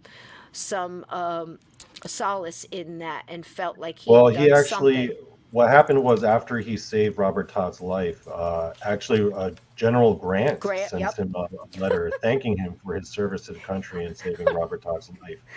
And according to Edwin's, I guess, memoirs, he said that after the assassination and he was so racked with guilt, the thing that gave him comfort was actually reading over and over the letter that Grant sent him. And he would always keep it in his pocket. And when he was feeling particularly down about what happened with everything, he would just take that letter out and read it. Well, these are all facts, folks. I'm telling you. We say this all the time on this show. The facts are stranger than fiction, man. You know what I mean? It's just incredible. But again, Ford's Theater collapsed today. I wanted to throw this in real quick. I know we're jumping, but Grant, you keep hearing, Grant went to Philadelphia. That's why he wasn't at the theater. Grant didn't go to the theater even though he was supposed to go with Lincoln and Mary. His wife here, this is her. This is Grant's wife. Can you imagine, all these people going through all this war, and they finally get together. It's finally over for the most part on paper. He says, you know what? He has the wherewithal and the breeding, let's just say that way, and to be nice and say, I don't want to go to the theater tonight. We're going to go. I haven't seen my children. I'm going to see my children. Here is a picture in front of their beach house in Long Branch, New Jersey, which is just about 15 miles from me. People say he went to Pennsylvania. He went here. He went there. He went to New Jersey. There's no house there now. Somebody showed me a picture yesterday of what it looks like. My son lives not far from there, and it's basically an empty field with a sign. But this is him in his nice tall hat. He finally got to get out of his uniform. This is Grant with his young son and his wife, and he had some older children that lived there, and that's where he kept them to keep them safe, kind of out of all the stuff. But I was shocked at how much Jersey was involved, a little bit here, a little bit there, and I think a lot of people treated it as like a safe place, which is not quite what it is now. But I thought that was very interesting. Long Branch, New Jersey. So, the next thing. Man, it must have sucked to have to wear a suit every day. I know. God, I would have. But he looks so good. Look at him. She looks uncomfortable. Imagine having to wear a dress like that every time you go outside your house. I mean, come on. That must be so annoying. Right. And the reason I put this up real quick, I wanted to say that Grant said of the night when he heard Lincoln was killed, oh my God, if I had been there, he felt like he could have stopped it. And he really broke himself up about it. Yeah, 6 degrees in New Jersey, Glenn. Absolutely. Cisco, who are you talking? Oh, you're talking about Grant. Okay. Grant said it. Many people did, like if I had only been there. But I don't think he could have stopped the thing because when that door opened so quietly, there was no way he could jump up. Even this guy Rath, he just barely got a hold of him, and he got hacked in the arm. Oh, I got things to say about him. I know you do. But he got hacked in the arm. I mean, he got a hold of Booth and kind of stumbled him a little bit, and then Booth got his foot caught in the American flag. He didn't get his foot caught on George Washington's picture. You will read some older accounts that say that, but now as more things have come out and the flags that were draped in front have been found, which is According wild, to they got them eyewitness both. testimony, Yeah, it they was on the got them flag. both. He got his spur caught in the flag, so the Union flag tried to trip up John Wilkes Booth, probably got him caught, because I think if he hadn't got that broken leg, I don't think they would have. I think he might have got further. I'm just saying, you never know, but I just wanted to say that I don't think Grant could have stopped it. He was a pretty strong dude, but you know, again, I wanted to show you this. This is the picture here of where it looked at, and this was like Oh, I 12 never feet. saw this picture before. Oh. Right. This is a very small little intimate theater. They still have stuff now. You heard Rob Guttrow talk about it, you know, when he went to go see the Christmas Carol at Christmas. And they still do great plays and everything there. But it was only a 12-foot drop, and Booth used to do this stuff all the time, you know. So I just wanted to put that out there. Huh? That's high enough to like break your ankle. I think. Oh, shoot, yeah, but you know, I think you would have made it if you didn't get a spur caught in that thing. Now, here's one of the things I wanted to show you. This is a benefit night. This is Laura Keene. This was the last night she was performing. Now, what does that mean, benefit night? It means that she was a star that cost a little extra money, and Lincoln really loved, loved her. We've already said that she really loved Lincoln, but you know, when you have a big star like that, they'll do a bunch of nights where the house gets all the money and everybody gets paid, you know, what they get paid. This night was a benefit night where all the proceeds went to her because it was her last night. She needed money to go to the next place. People didn't make very much back then, but I thought I would let you know about that. Laura Keene was a big deal. Glenda Anderson has an interesting thing to say. Oh, I'm sorry. Let's bring it up. That Who is this I about? didn't know this. His wife, Grant's wife, had seizures at formal dinners. She would have one, and Grant would put a handkerchief out over her face till it passed. Oh, how nice. The seizures, just here, just so she could do it in private, I guess, with a handkerchief. What? That's insane. I'm gonna have to You know, look the that stuff one that up. they did, yeah, the stuff that they did back then is quite very interesting, Glenn. Keep throwing that stuff out. This is amazing. The more we dig, the more crazy we find. I swear to God. You know, it's nuts. You know, just trying to understand the mindset of some of these people, and also trying to put yourself in that time period where everything kind of sucked back then, like the clothes, the infrastructure, just life in general. Oh gosh, yeah. So you're going to hear a lot of stuff if you dig into this. Laura Keene, this is her here. This is the actual dress she wore in that play, Our American Cousin, which is of course about, you know, it's a comedy. I mean, I've read it. It was funny for the times, I guess. I don't really get some of it, but it's the times, right? Yeah. So when she left after, you know, the questioning and everything else, of course, this is kind of like the people that were in the play that night that worked at the theater. We're going to give you a little bit on that. So Laura that night, she heard the bang, and she was very very take charge kind of woman. She felt very in her element in that theater. She would be like the manager, like, you know, and things like that. So she actually called back she wasn't on stage at the time. She was backstage. The only person on stage was the single man, which you'll see here in a minute, who was doing a soliloquy where he talks about, you know, I'm enough to turn you inside out, you sock dies an old man trap. That was the funny line that Booth waited for to shoot, right? So she's in the back, she hears it, and she thinks it's something else, like scenery fell over or something like that. And she's actually talking to the hands like, what's going on? And then all the screaming starts. Her and two other men, and I'll show you them too. Actually, there's a back way you could get up to where the president was in that box. If you look at that picture, that theater picture, it's not very far to travel if you can go behind that wall. And there's a stairway back there. And she knew it. And she got up that stairway, and you'll hear scholars and historians and other Lincolnians and stuff tell you that there's no way she could get up those stairs in that skirt. Well, let me tell you something. She could. And she was getting through there. I believe she got up there. There's other people who say she did. They don't believe she did. But I'm going to show you something that also helps convince me that she got up there. Okay? So you'll hear that back and forth. You're going to have to make up your own mind about that because people still argue it and the people that are arguing it know more than I do. So if they can't decide, who am I, right? So, and this is John Doyle, and he had a small part in the play.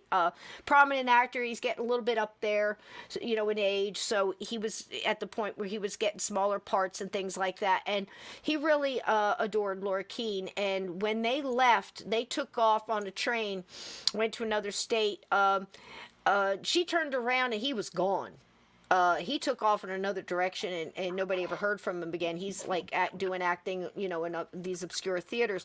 Laura Keene, as famous as she was, she never really gets any more work because every time people see her, they think of Lincoln being shot, and it really does put a hole in her career. And she dies poor and destitute not too many years after the fact, and I thought that was important to mention. And she was questioned. All these people were held and questioned. Stanton made a small group go in there and made them go through the whole play so measurements and things could be taken, and see if any of these people were in on the plot. And to have to go through that and just relive that until they were let go and cleared. There was so many people that were interrogated about this. Now, this is John Matthews and Harry Hawk. John Matthews is one of the actors in the play that night that went up the stairs with Laura Keene, says that they went up the stairs. She was having none of people telling her that she couldn't go, and because they went in the back door, he said that she went right past, I can't remember his name, Hawthorne, Rathburn? Who was the guy that went up there with his girlfriend that was his first cousin? Wound up marrying her, and Rathbone? Major Rathbone? Run right past. Nobody's paying attention to Major Rathbone. John Wilkes hacks him in the arm, in the upper arm, through the uniform and everything else with this sharp Bowie knife. Cuts an artery. Rathbone is spurting blood all over the place. In fact, here's another little factoid that you're going to like. Well, it's bloody, but you'll get it. Most of the blood that is on the objects that are in museums that says this is Lincoln's blood here, this is Lincoln's blood on the wallpaper, this is Lincoln's blood on the rug and on the flag, that's all Rathbone's blood. Nobody's paying attention to this guy. He's spurting blood all over the place. And of course, they're going right to Lincoln. I get it. It's just a small little place and everybody was just crazy. But John Matthews says that in letters later and in his, in his interrogation, what he wrote, that he was the one who opened the door and let Keene in because he was ahead of her in the stairs, and there was another man behind her. Now, Harry Hawk here, this nice gentleman with this crazy tie, he was in his element that night. He had gotten the lead right under Laura Keene. He got second billing right under Laura Keene, so he's thrilled with that. And Harry Hawk was the one on the stage that was doing the whole, what do you call that? He's got the solo, basically. I know there's other theater words. Yes, thank you. I know there's other theater words. I'm not good. But he's the one on the stage, and he's the one that says, enough to turn you inside out, you sock does an old man trap, right? Now, everybody says that Booth waited for the laughter. He did not. He actually pulled that trigger, and Harry Hawk wasn't even done with saying man trap yet. He hadn't even got that word out. Here's on the stage by himself. You see how close it was. Looks up at, and sees what's going on. Everything was so fast. Now, Booth drops the gun. Okay? He's got the Bowie knife, hacks at what's-his-face, blood splurting everywhere, jumps over the balcony, gets his spur caught in the flag, kind of rides the flag down, the other flag down a little bit, hits the floor, breaks his foot, and he lands right in front of Harry Hawk, who's on the stage now moving. People are kind of jumping up at this point, making all the noise. All Harry Hawk sees is Booth land in front of him with a Bowie knife. He takes off and runs off the stage left. Why did he do that? Was he just scared because of everything that was going on? No. Harry Hawk is,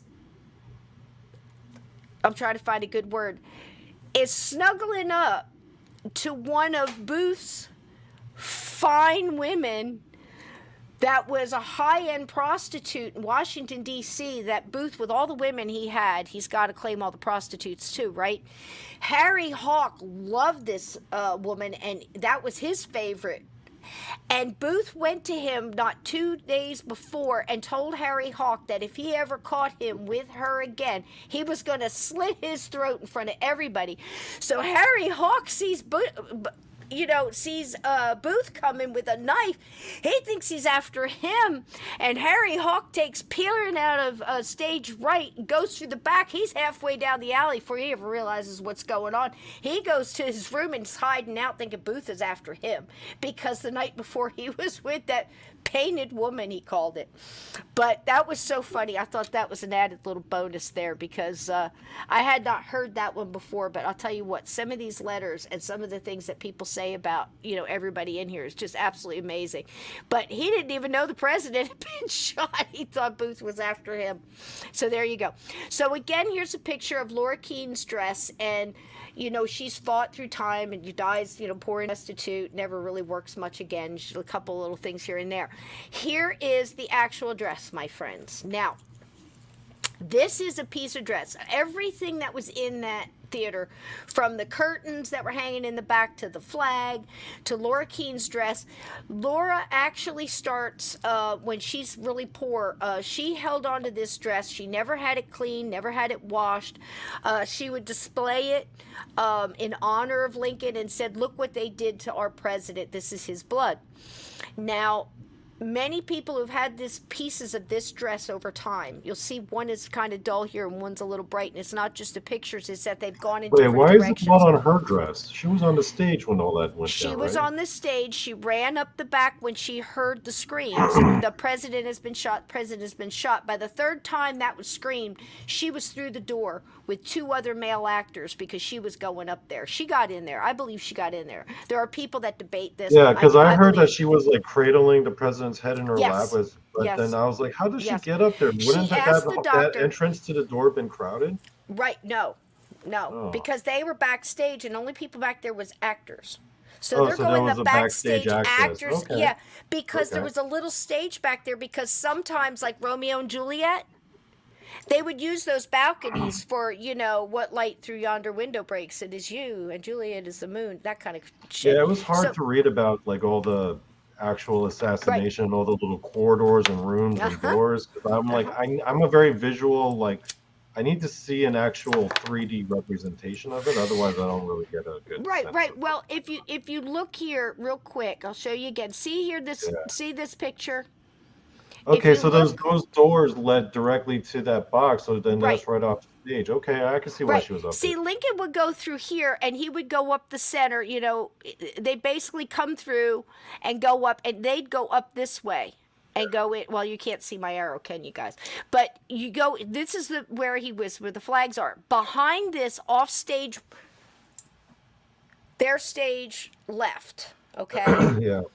Is a stairway that goes up there, because again, sometimes they would use this as the balcony or whatever in different shows, okay?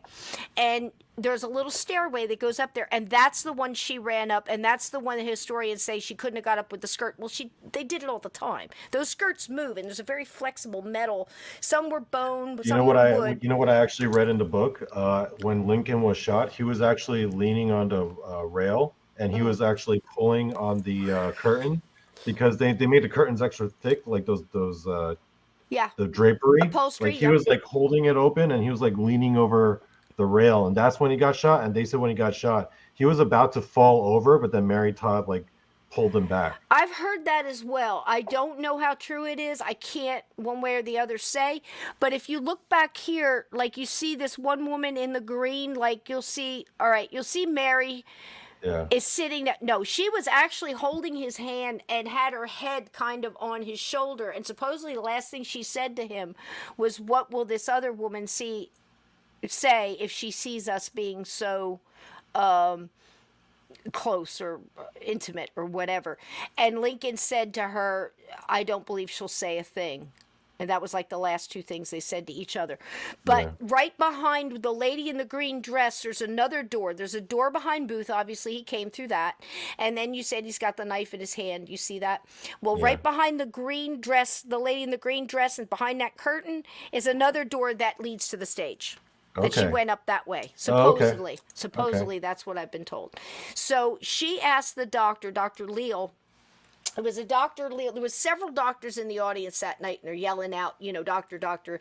The first one that got there was the one that Laura Keene talked to and said, can I hold his head? Because he had just run his fingers through Lincoln's hair, trying to figure out where the...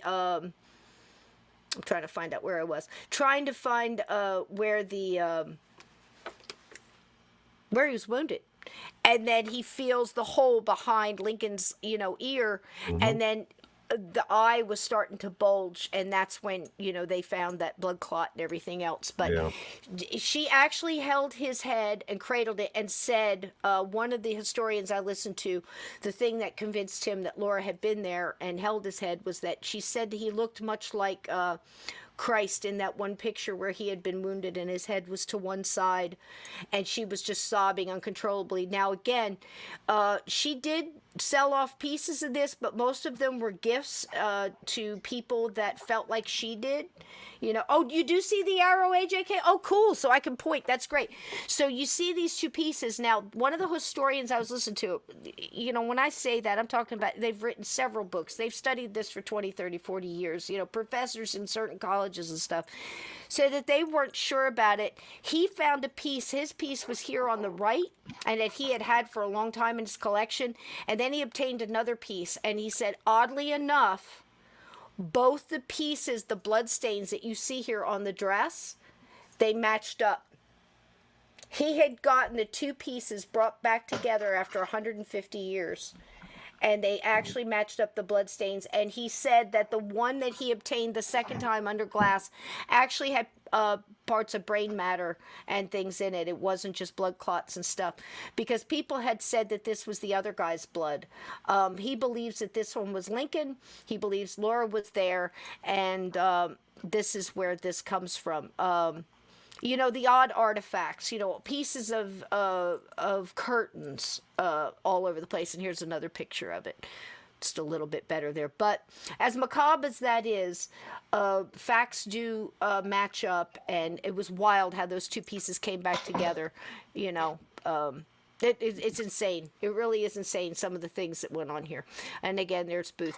Junia says, Daddy, I think we covered all about him. Okay, there's another picture of Edwin in costume. Great Shakespearean actor.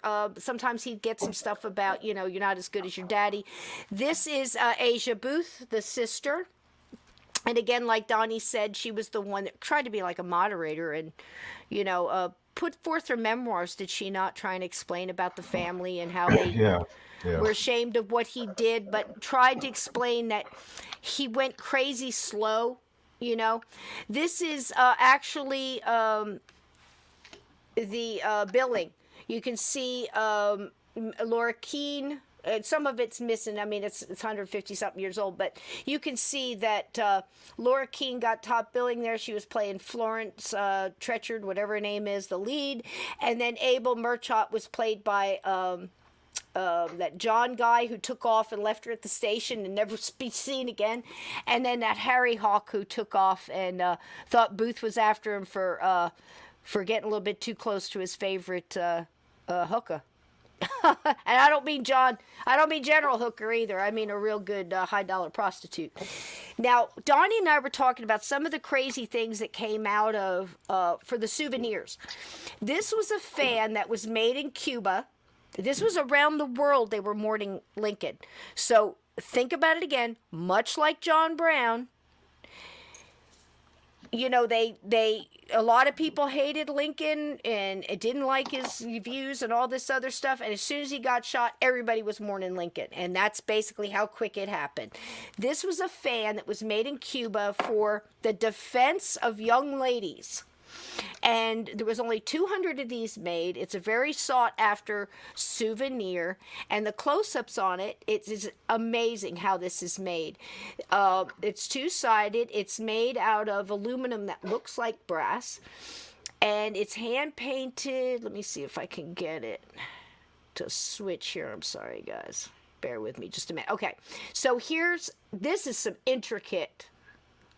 Look at this. On one side, it's all about Lincoln. It's Lincoln with the cherubs. It says on there in small print somewhere, he is now for the ages. And the other side actually shows Booth, how he assassinated Lincoln coming in. And there he is. Oh, well, that's with the Conspirators, the first one. The second one is going into the booth shooting Lincoln. The next one is his escape. And the fourth picture is him being shot and killed in the tobacco barn there at the end of Booth's life, according to most. He wasn't shot outside the barn, though. He was shot inside the barn. Inside, right. Yeah. Well, it's Cuba. They did the best they could. At least according to the accounts. Of course, in many accounts, and some not.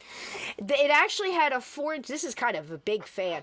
This was actually a 4-inch dagger that was hidden in this intricate little end here to the fan. And at the base of it, right here, if you guys can see this arrow, you see this dagger? This is a 4-inch dagger. Goes all the way down. Again, this is heavy aluminum. Like I said, it looks like brass. It might have had some brass in it, but who knows for the day. And down here, where I'm showing you this little pineapple-shaped thing, it actually slides back. So the lady, when she went out at night and was all dressed up, she could carry her poison there in case she had a date that was going wrong. She had like a little Tinder date that was going wrong, and she didn't want to stab him. She could drop a little poison in his drink. So these are some of the souvenirs that went around to commemorate Lincoln's death. Here are some wanted posters I thought you guys would like to see. They printed them as fast as they could, 2 days to 3 days after. You're thinking, Booth's still not caught for like 11 days, right? Allegedly, yeah. And the rewards kept going up, and then they got a little fancier, and then the last one that was put out actually had pictures of Booth. I believe, and I don't know how Donnie feels about this, I believe Stanton knew very early for multiple reasons and did not release who he was for 3 days. That's why these posters here, the first two have no picture, and the last one finally has the Booth picture because Stanton gave up we're after Booth. He gave him a little time, didn't he? I wonder why. Or maybe he gave him a running start. Security. National security, probably, right? Yeah. It was. He very clearly gave him a running start. It wasn't even like sort of like, if you look at him, like it's obvious he gave him a running start. And it was very sad because I wanted you guys to remember the reason I pulled these things up. This is, again, things that people had around the house. I know it sounds funny, but you think about it, he just got reelected. So there was a lot of things out there for the campaign. So if they had things like the campaign here, in this picture you see a small little picture of Lincoln in a tiny little frame, very popular during the Civil War time, with the little American flag. That would have been the pin that they wore, to get him elected, and like this, just like we do now. But they went ahead and added the black crepe and the sequins to make it a mourning badge. And then there's another one here from the officers, clerks, and everything, put out stuff. But people did what they could. They scraped together what they could to commemorate the mourning, wore black armbands, just worked with things. This is how close it was. I thought this is very interesting. Look at this right here. We celebrate the fall of Richmond. That was the printout, like the papers would do, in the printers would put that out in the posters. And then they used the same poster just 4 days later and changed the colors and put "The nation mourns a martyred father." And they used the same print, changed the ink. The ink was barely dry on the fall of Richmond before they had to print the one for the martyred father, Abraham Lincoln. That kind of gives you the chills of how close all this timing was and everything. And I thought you guys would be interested in seeing that. And there you have it, February 12th, 1809, April 15th, 1865. Actually shot on Good Friday, April 14th. So there you go. Just some interesting facts there. Donnie, did you have anything you'd like to add to that? No, no. Crazy amount of No. stuff, right? Yeah. Guys, do you have any questions on what we just went over? I thought that was so crazy. I've heard of poison rings. First time I've heard of a poison fan. Right, Vixen Doe? No kidding. And Glenn says, looks like a Chinese martial art fan. And I need some for my granddaughters. You know, it's not a bad look, you know, especially. I wonder if it had like a push button where it just like a switchblade, pop out, you Mm. know? I don't know. But, I was just thinking, man, that was like a yeah, lot of stuff to happen in like a month, wasn't it? You I don't mean, think about like, I mean, it was holy just a week. mackerel. It was like a week after that. And all the people who knew each other, and Yeah. we haven't even gotten to the big stuff. Amazing, great job, y'all. Oh, thank you. That We're was a close. busy We're year in close to American being history. done. We're close to being done. I'll tell you what, guys. I know it's late, but I wanted to real quick go over this, and I've got a little special video for you, Donnie. We might not be able to. Donnie and I thought we could fit all this in one episode. Silly us. What do you think, Donnie? You still want to go a little more? You guys want to go? You want to stop? Well, I mean, Here's I knew we were gonna not cover everything we were planning on. I mean, right. that was a given. Yeah. So, How do we um, communicate Donny Cho? Vixen oh, Doe. um, is that a trick question? You can talk to him right No. here. Yeah, You can. yeah. Well, I could give out my email address if you want to write me an Good. email. I think Good. you already got my email, actually, Vixen, Yeah, don't you? you could DM. You got Facebook, right? Do you have the Facebook? You got the You know what? I'll interwebs? just type in my email address. If you guys want to email me, feel There you free. go. Yeah, and if you Hold have on. any information for the next show, we're obviously not going to get through this one all tonight, but I wanted to get some of this so you guys get an idea. And okay, great. Thanks, Jose. So I wanted to get a little bit on the conspirators. Now, we can dig in deeper. I don't know if Steve is going to feel well enough tomorrow night. If he does, he's going to be on for a very short time. We might be able to continue this with him tomorrow because Keep we Steve in your obviously. thoughts. Oh no, He's not yeah, feeling well, yeah. so Keep him in your thoughts because I'm not going to make him.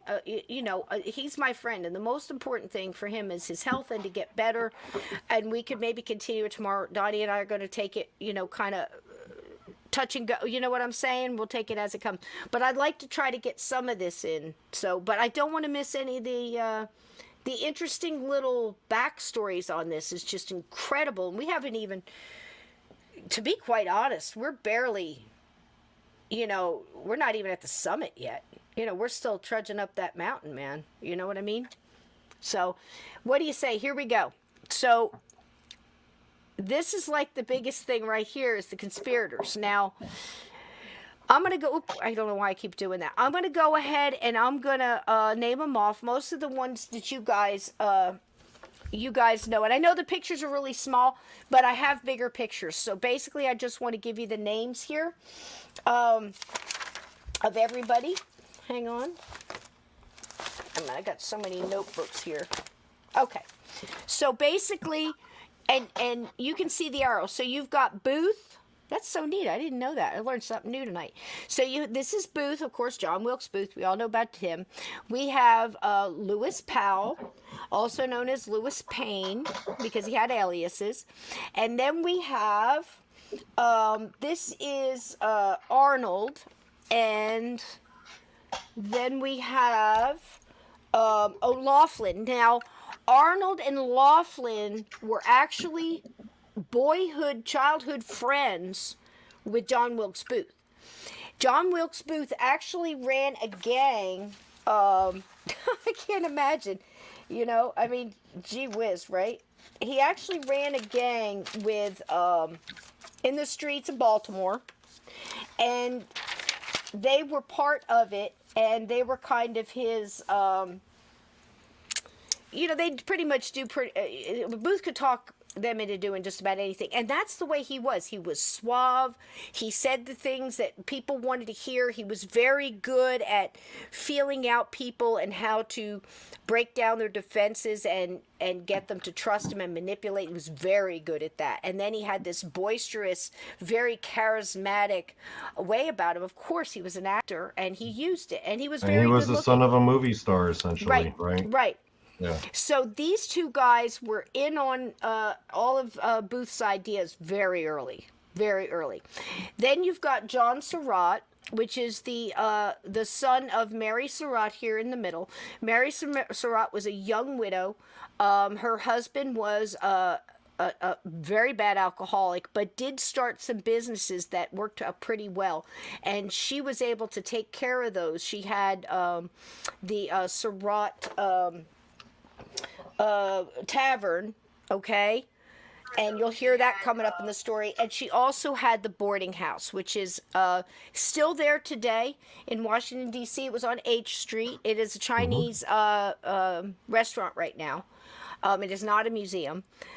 But the Surratt Tavern is very much a museum and very well known. They have great tours there and everything. And you can actually look online, get a whole tour, virtual tour going through it. Many YouTube channels have that. It was a cute little place. It was basically a stable, a little bar. It also served as the local post office. That's where they would go to vote. They had all those open little cubbies like behind the bar. So you'd go pick up your mail. You could vote, you could get a drink, and you could get your horse quartered if you need to, or it was just a little rest spot down the road. And she took care of all that. But she called John back from school after her husband died to help take over that place, and he became the postmaster there, which also opened up things for John to be in a position to be a very good Confederate spy, because they would sneak all these little messages in the mail, one letter inside of another, and that's how he got to get started there, John Surratt. And then you have this is Spangler. He was actually a scene changer and worked at the theater. Then you have Azeroth up here. And he was. I'm not able to see the arrows, by the way, Sysco. Oh, you can't? Can No. they? Okay. Well, at about 9 o'clock, you have. I was wondering if it was just me. Azeroth. Some people said they could see the arrow, but maybe not. But anyway, he was a German wheel maker and wheelwright. So he worked on carriages and things. He was an artisan, and again, most of these people that were involved were all very easily talked into Booth's little plan throughout the time of all this. So this is a better picture of the co-conspirators, the four main after Booth. You've got Lewis Powell here on the top. Then you have Azeroth, a better picture of him. These were basically their mug shots. And then you have Arnold, which I didn't talk about. Arnold, he was... when he was in school, that's mud. We don't want mud yet. When he was in school, he went to school to be a pharmacist. This is the guy on the bottom. Gosh, why is it doing that? The guy on the bottom. And he's... The bottom left guy? Yes. He actually was working as a pharmacist assistant and a delivery person for the pharmacy. So back then... Wait, you're talking about David Harold, right? Right. What did I say? I thought you said Arnold, so I thought you were talking about one of the because there was another guy named Arnold. That's true. Yeah. That he was with O'Sullivan. That you're was talking about David Harold. Right. This is David Harold. Absolutely. Right. I'm sorry if I speak wrong. I apologize. So there's a lot of names. So basically, he was working at the pharmacy. And back then, a lot of times, pharmaceuticals and prescriptions would be delivered, which is why he knew the area so well. And why he was involved in this and why Booth needed him, because there was a lot of people that were coming from outside, like Lewis Powell and other people that were involved. And Harold actually showed him the way. And that's why he was riding with Booth when Booth escaped, because he knew the ins and outs, he knew the bridges, he knew the way out, and he knew the farms, because he had delivered prescriptions and stuff. Now, there was actually 9 conspirators that were tried in the trial here. This is Dr. Mudd. He is one of the most controversial characters involved in this whole thing. You've all heard that, all Dr. Mudd did was set the leg. So he lived by the, first do no harm, you set the leg. And the big thing is, did he know Booth before? Did he know, did he have any connection with Booth? He denied knowing Booth. He was interrogated quite a long time. When I say interrogated, some of these people were held for months without charges. Keep in mind, this was a military tribunal. These generals that were in charge, they were not having any of it. They would hold people, and, Harry Ford wasn't even there that day. But he got interrogated. He had 36 pages of interrogation stuff written out on him. They'd let him go and pull him back in and put him back in jail and get him held. But they did the same thing with Mudd.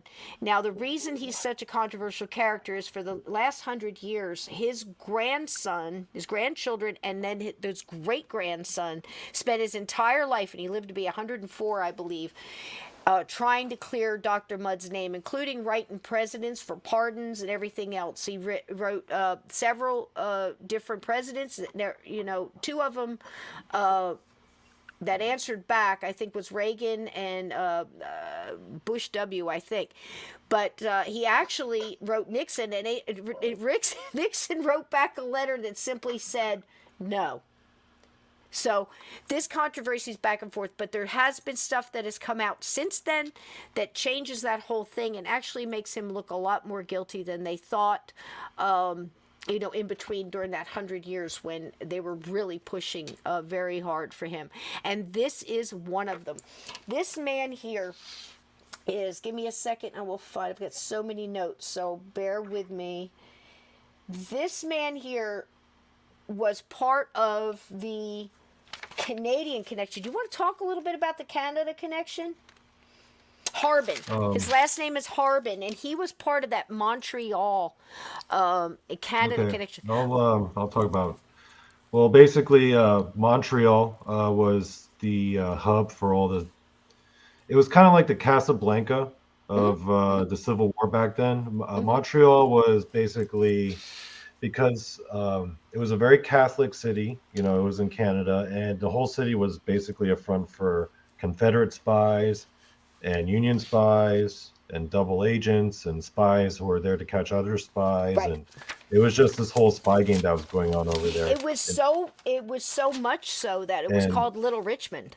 Yeah, and so a lot of people in the, like, Confederate Secret Service and Confederate intel agencies and spies would go to Montreal to make connections and to basically learn their craft of being a sneaky spy. And a lot of the conspirators, John Wilkes Booth himself spent time there. John Surratt wound up there. You mentioned him earlier. He was the son of Mary Surratt, the lady who owned the tavern. And John Surratt is the only conspirator to actually get away with it. And basically Montreal was, it was called Little Richmond. And that's where they meet. And you got to keep in mind, because this is a civil war, it's very easy for people to just cross both borders. It's not like an actual war between two different nations. If it's like civil, like a soldier, any given soldier could just take off their uniform, put on civilian clothes, and catch a train and be in New York. It was so easy, and the train went right there. And just like Mark Robert said, the train was the same then as it is now. It's just as fast. So they would go back and forth, and of course be welcomed in. And a lot of the conspiring for the Confederacy went on there. Like I said, it was called Little Richmond. That's how thick it was. So this man Harbin, who had based himself, he was a spy for the Confederacy, actually moved out of Richmond, sent by Jefferson Davis to go up to Canada, to Montreal, to head their the information flow and the spy network. He was involved back and forth, caught a couple times back and forth being a spy, and decided to chill out in Canada and work from there.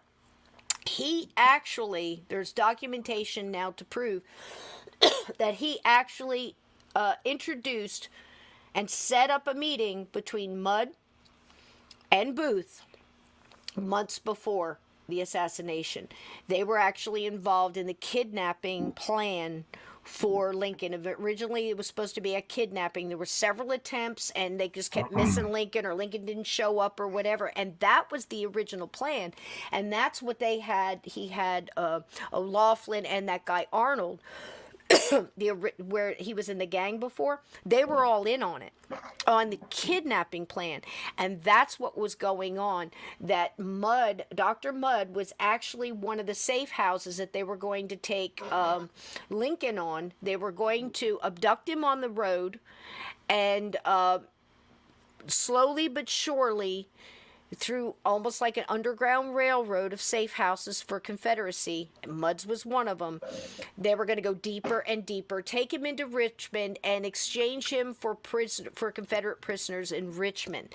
And the reason it set it all off is because Lincoln told Grant that he was going to suspend the prisoner exchange because the Confederacy refused to exchange the African American prisoners that they had and their white officers. They would not exchange them. So Lincoln said, then fine, we're done. Until you come off of that, you let them all go. We're stopping everything. And that's what sparked the plan. It came out of Canada, just, this plan for the kidnapping, and Mudd's was one of the first houses that was supposed to be in. So that kind of throws out everything. And again, that whole "your name is Mudd," it actually came out in 1703, but now it means something different, and it got an extra D put on it. So there you go. Now this is Mary Surratt, and this is Weichman. Weichman was a boarder at Mary Surratt's house and testified against her during the military trial, that said that he often saw the conspirators going in a room. Mary Surratt was never there, but they would go in and close the doors and have secret meetings, and that was his big testimony, and it really helped put the noose around her neck. Weichman actually said other things, according to Mary's lawyer, who was Alkin, and portrayed very strangely in The Conspirator, but that he said one thing and then changed it. But the law then was, if you become a witness, you're not going to be charged for conspiracy. And again, this is Mary. A lot of people think she was innocent. I know her daughter Anna did. Again, you could imagine Lewis her Powell being... did. Yeah. You could look at her and say she would be very easily taken over by the charms of John Wilkes. But I personally, at this point, unless something happens to change my mind, I believe John Surratt, her son, was a lot deeper in this than people think.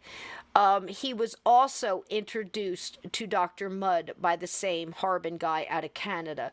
I think John Surratt was the deepest in it out of yes. everyone. And he's the one that brought... He's the one with all the connections with, like, the Vatican and stuff, you know? Yeah, and he's the one that brought Booth to the house and invited him in. And after time, he kind of started telling his sister, don't think so much of that man. Yeah. He's going to get us all in a world of trouble. But I think he just got in it so deep that... and keep in mind, these were some harebrained schemes. I mean, at one point in time, they were going to try to kidnap Lincoln at the end of a play, like we saw in that documentary, where we offered that one guy $3,000 to shut the lights off and open the back door, and they were going to throw a blanket or whatever over the president, lower him down off of the balcony with ropes, and take him out the back door into a waiting carriage and take him on the Underground Railroad deeper and deeper into Richmond and trade him for slaves. I mean, the plan kept changing. It was insane. It went on for a while. So that's Mary Surratt. I think it's sad what happened to Mary Surratt. I do too. Because, but I think she knew. Especially if you could, if the conspirators were actually trying to hide it from her, and that she still wound up getting blamed and executed, then man, that's pretty damn sad. Yeah, and there's also things that came out later. I don't really believe so much the drunks. I don't believe the guy was at the tavern who said that she told me to take those guns out of the. There's a story, if you guys don't know it. There's a real quick story where Booth left a package, and it was spy glasses, like binoculars kind of thing, what they had back in the day, and it was wrapped up in paper. He told her to take that to the the tavern that she had, Surratt's Tavern, and tell the man there who I think his name was Lewis, I can't remember, but anyway, he was a real big drunk, and to hide, they had hid guns in the rafters in the attic, along with a couple bottles of whiskey, and he said, get those guns ready, they will be needed tonight. And that's what he testified at the trial, that she told him. But again, she swears she didn't know what was in the package, even though she told the driver that they were glass and she didn't want to put them on the floor. She held them on her lap, little things back and forth. But there was something about a boat, the canoe, that was being that she was making sure was waiting down the river too. So again, back and forth, hearsay.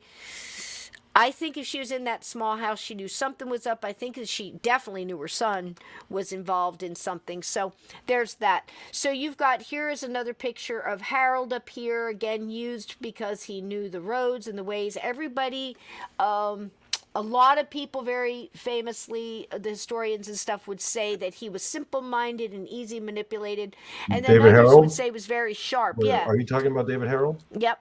Okay. Did I say Arnold again? No, I wasn't I sure get if this you were to be talking about said. Harold or Yep. Azeroth.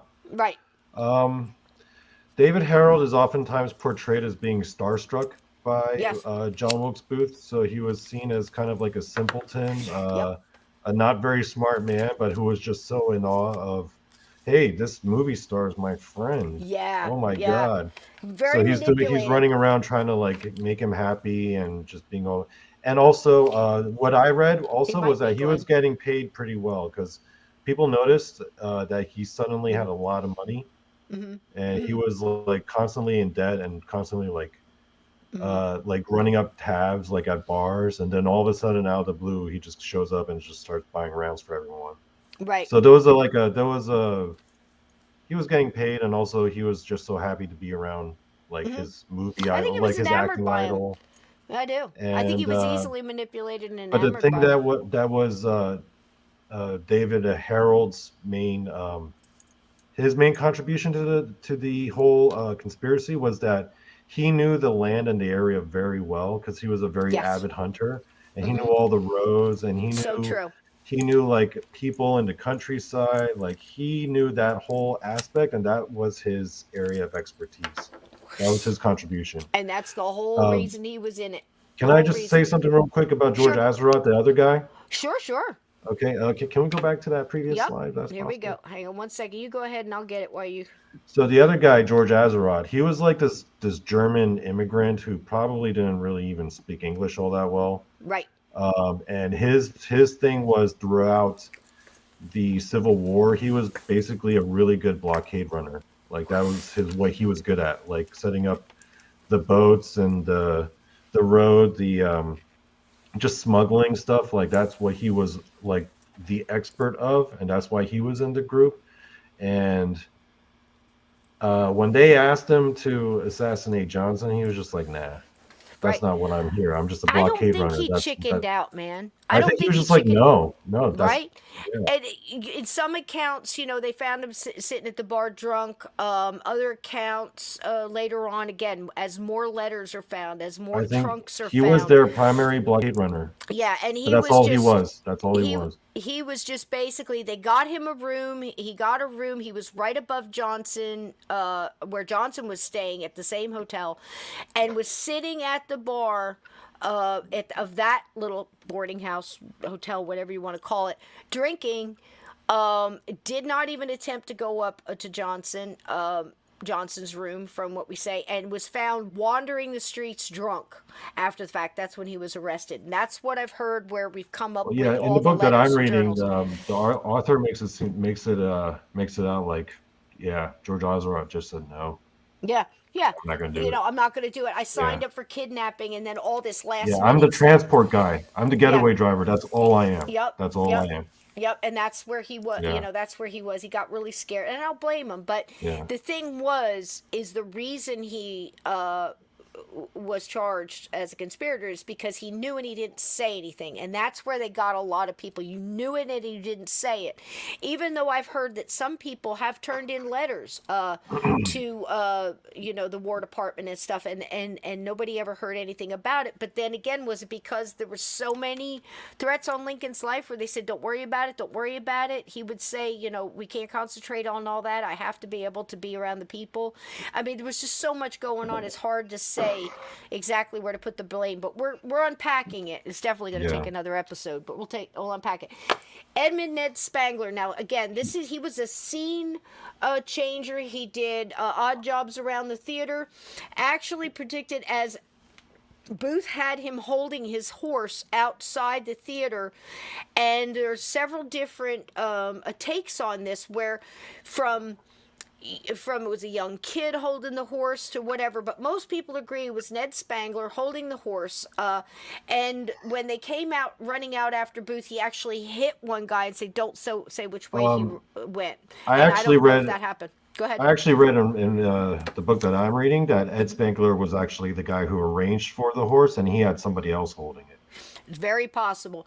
There's a lot of little accounts there, but for all accounts, Ed Spangler was there, and really the only thing he was doing was holding the horse. There's another one where John Surratt is in the road yelling out, 1022, 1021, because Booth is in the same bar as Lincoln's guard, Parker. Remember him from he was supposed to be guarding the door and decided he just wanted a drink, went downstairs, went across the street, and was drinking at the same bar Booth was. And he's waiting for the time to go in because he knows that play by heart and how long it takes and what part he wants to go in there for. And they're meanwhile, both he's sitting getting at the into an same argument damn with bar. some dude at the bar because the guy's like, "Man, you suck." And then John Booth is like, "What?" He and said, then he's about to get into a drunken fight. Right. And then meanwhile, the guy's like walking back and forth outside the bar saying the time so he can time like the assassination. Can you imagine at that moment in time, some guy, some drunk at the bar looks at John Wilkes Booth and says, you're a good actor, but you'll never be the actor your father was. I mean, it was this kind of stuff constantly found these people.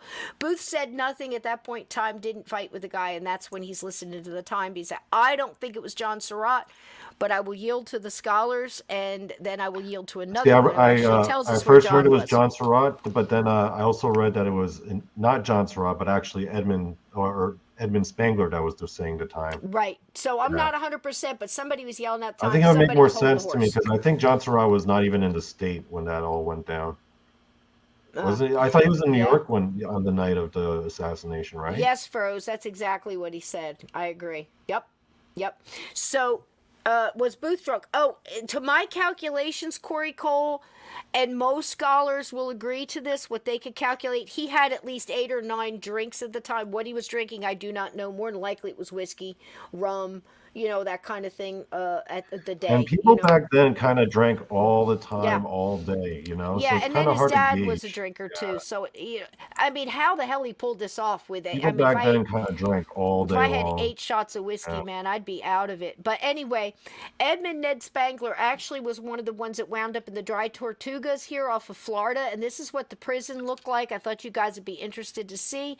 This is actually what the cells look like in the next slide. If I can get it to slide. There it is. This is actually what the cells look like. So these guys are in these things for weeks. And you can see how the dungeon cell, if I go back, I want to show you. You see here in this picture, the outside of this prison. Do you see the 3 little windows here above this white arch? That's actually the outside of the windows that are right here from the inside. Right. Froze Moment said too many coincidences. Oh, we haven't even begun with the coincidences. Yeah, that's what I'm saying. We're going to need another one. It's like maybe Steve can join us tomorrow for a short time to get his thoughts on this. But this is those 3 windows that you see, and this is actually in a dungeon. So this thing would often flood, and they had a sewer system where everybody go in like a latrine, and when it flooded, at least 2 or 3 times a week, all of that sewage and everything would come up in these floors, and this is where the prisoners were being held. Some of the prisoners, they split them up. Mudd was here, Dr. Mudd was here, and Spangler was here. They went to the Dry Tortugas. But the other ones were in this one, I think, coming up right here. The one that you guys have probably seen. Isn't that awful? Can you imagine? Wide open windows and flooding. This is a picture Okay, of this is Lewis Lewis Payne. Powell. Yeah, Oh, Lewis um, Payne. He had an alias. Great stuff about him. so okay, so about this guy of the conspirators, this guy was like the muscle. He was Mm-hmm. the badass, like kill people dude. You know, he was like a Yep. killing machine. Um, so That's him there with his was mama. I read one account that when he was a soldier in the Confederate Army, he would actually carry around the skull of a Union soldier that he would use as a cup. I mean, but Yeah. They that's really a got into some rumor. But stuff. he Right. was known for being particularly good at like just killing people and having no problems with it. So Right, but you he think was about it too. there. This guy was in it from the beginning of the war. He lost Yeah, his brother. He was a he was a soldier. He was a yeah. soldier. You know, that's his signature that he signed his oath of alliance with the But Confederacy. Go ahead, but he Donnie. clearly had no problems or no gumptions about killing people. Mhm. That much is clear with the Seward assassination attempt. Mhm. This guy was just particularly brutal, particularly good at it. Uh, didn't seem phased by it at all, and he was their, I guess, muscle guy. He was their Yeah. soldier. He was 6'1". He was 200 pounds. He had been in the Confederacy, like I said, from the beginning. And he, like I said, he was a soldier. I mean, I honestly have to say, guys, you know, I didn't even tell you who was assigned to who. So Booth was going to kill Lincoln. Lincoln. That was his Yeah. target. Azeroth was going to kill Johnson. Never made it up there. It was also said that Booth walked in the hotel that day and left a note that said, "Are you at home? I don't wish to bother you. Hmm. Are you, you know, are you here today?" or something like that. "Are you here now?" And left that card signed John Wilkes Booth, which gave a lot of historians pause to think that Johnson may have been in on it. So I'm just going to leave that there because you know, at that point, I'm just telling you what some historians say. But you know, really by that note, you can't tell. Was he just checking to see if he was there because he was going to send, you know, Azeroth up to kill him? Who knows? But all this was very timed, and at the same time, Powell was sent to kill Seward, who had been in a carriage accident just weeks before. Oh, He speaking had, of which, real quick, I got to clarify. Powell was sent to kill William Henry Seward. He was the Secretary of State at the yes, time and Lincoln's probably closest ally within his own government. right. And he was supposed to be third in line to take over the presidency after Mm-hmm, Johnson. Although now historians mm-hmm, are saying they were actually incorrect. It would mm-hmm, have been someone else, but mm-hmm. that's besides the Right. point. That's And beside. that's Yeah. the guy that this guy, Mm-hmm. Lewis Powell, was sent to kill.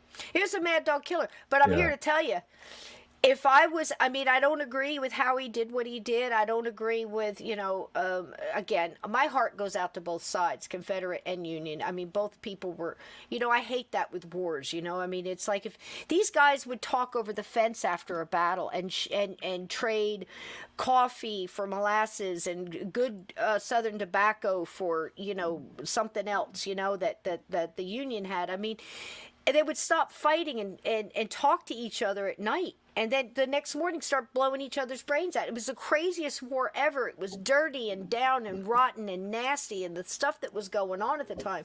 But listen, man, this guy was brought in because he was muscle.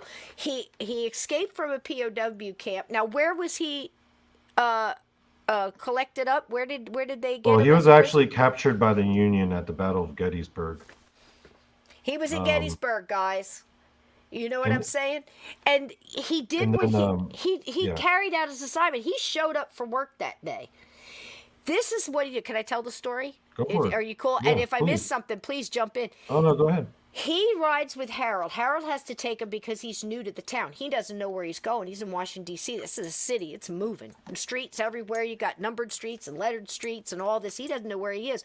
So Booth tells Harold to go with him and stay with him and hold his horse while he takes out Stuart.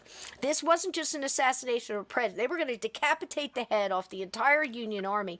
And it is said to believe that John Stuart, Mary's son, was probably going to kill Grant because Grant was supposed to be at the play that night, remember? But he went to Long Branch, New Jersey to see his kids and didn't Yeah. go because his wife didn't like Mary. He got him out of it.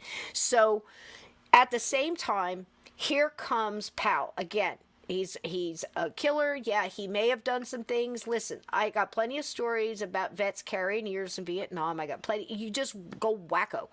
But he was not retarded. He was never shot in the head. Donnie and I dug. He was shot in the wrist, wasn't he, Don? Yeah, And kept his well, hand. that's what they And kept said. his Yeah. hand. But kept his hand. Usually, Yeah. if you get shot, it explodes the bone with those mini balls, and that's why there were so many amputations. But Yeah. this dude kept it. There was nothing I dug around. I went to his hometown, where he's buried, and where he's from, and his little museum. Looked all through the historical stuff virtually, and listened to people talking about him. They don't portray him as a hero, but they talk about him honestly and how he was. He was a soldier. So when I go on the battlefield in Gettysburg, I treat everybody the same. I don't ask them what side you fought for. I talk to them as soldiers, and that's kind of how I looked at this. You know what I'm saying? I'm not. Well, I'm not going to cross you because you were Confederate or what. I don't even ask them what. I say at this point, it doesn't matter what side you're on. Both sides had their grievances, and both sides were fighting for what they believed in. So I'm going to talk to you as a soldier, and that's how I do it, and that's how I look at this guy. As far as I'm concerned, if we were in the same uniform, I'd be in his foxhole. This guy was getting it done. He got it done. Now, he went after, he didn't know Sword. I don't know if he knew Sword was hurt, but this is how he did it. Harold, because he was delivered pharmaceuticals, he's got a little package. He's actually got the package from Sword's doctor with his name on it. They had all this information. So when he knocks on the door, they're all given the same Colt, and they've all got the same Bowie knife. That's their weapons. Each one of them had these things, okay? So he knocks on the door, and the butler, whoever it was a black man. He was I believe his freed name was slave. William Burns. Yep. He answers the door, and he says, I have a package medicine for, it's okay, for, I wish I did know all the names. I'd like to give him credit. I have a package medicine for Seward. And the man says, I'll take that. He goes, no, I have instructions to hand it to him from his doctor directly to him. I must give it directly to him. And the guy says, let me see it. And it's got the doctor's name on it. And he says, I still don't want to let you in up there. He's convalescing, yada, yada. They have a little thing. Now, 200 pounds, 6'1", pushed back. I've heard he punched the guy out, knocked him to the floor. I've heard he just pushed him out of the way. Either way, he moves past this guy and heads right for the stairs because he knows the bedrooms are upstairs. Pushes his way up the stairs, gets to the top of the stairs. They hear the bustle. Here comes Seward's son, okay, to stop him. He tells him the same thing. I have medicine. I must give it to such and such. I must give it directly to Sword. He says, I'll take it. I'm his son. He says, no, I have to hand it right to him. The son says, no, you're not coming up the stairs. And Powell kind of turns like he's going down the stairs and is going to leave, and then pulls out the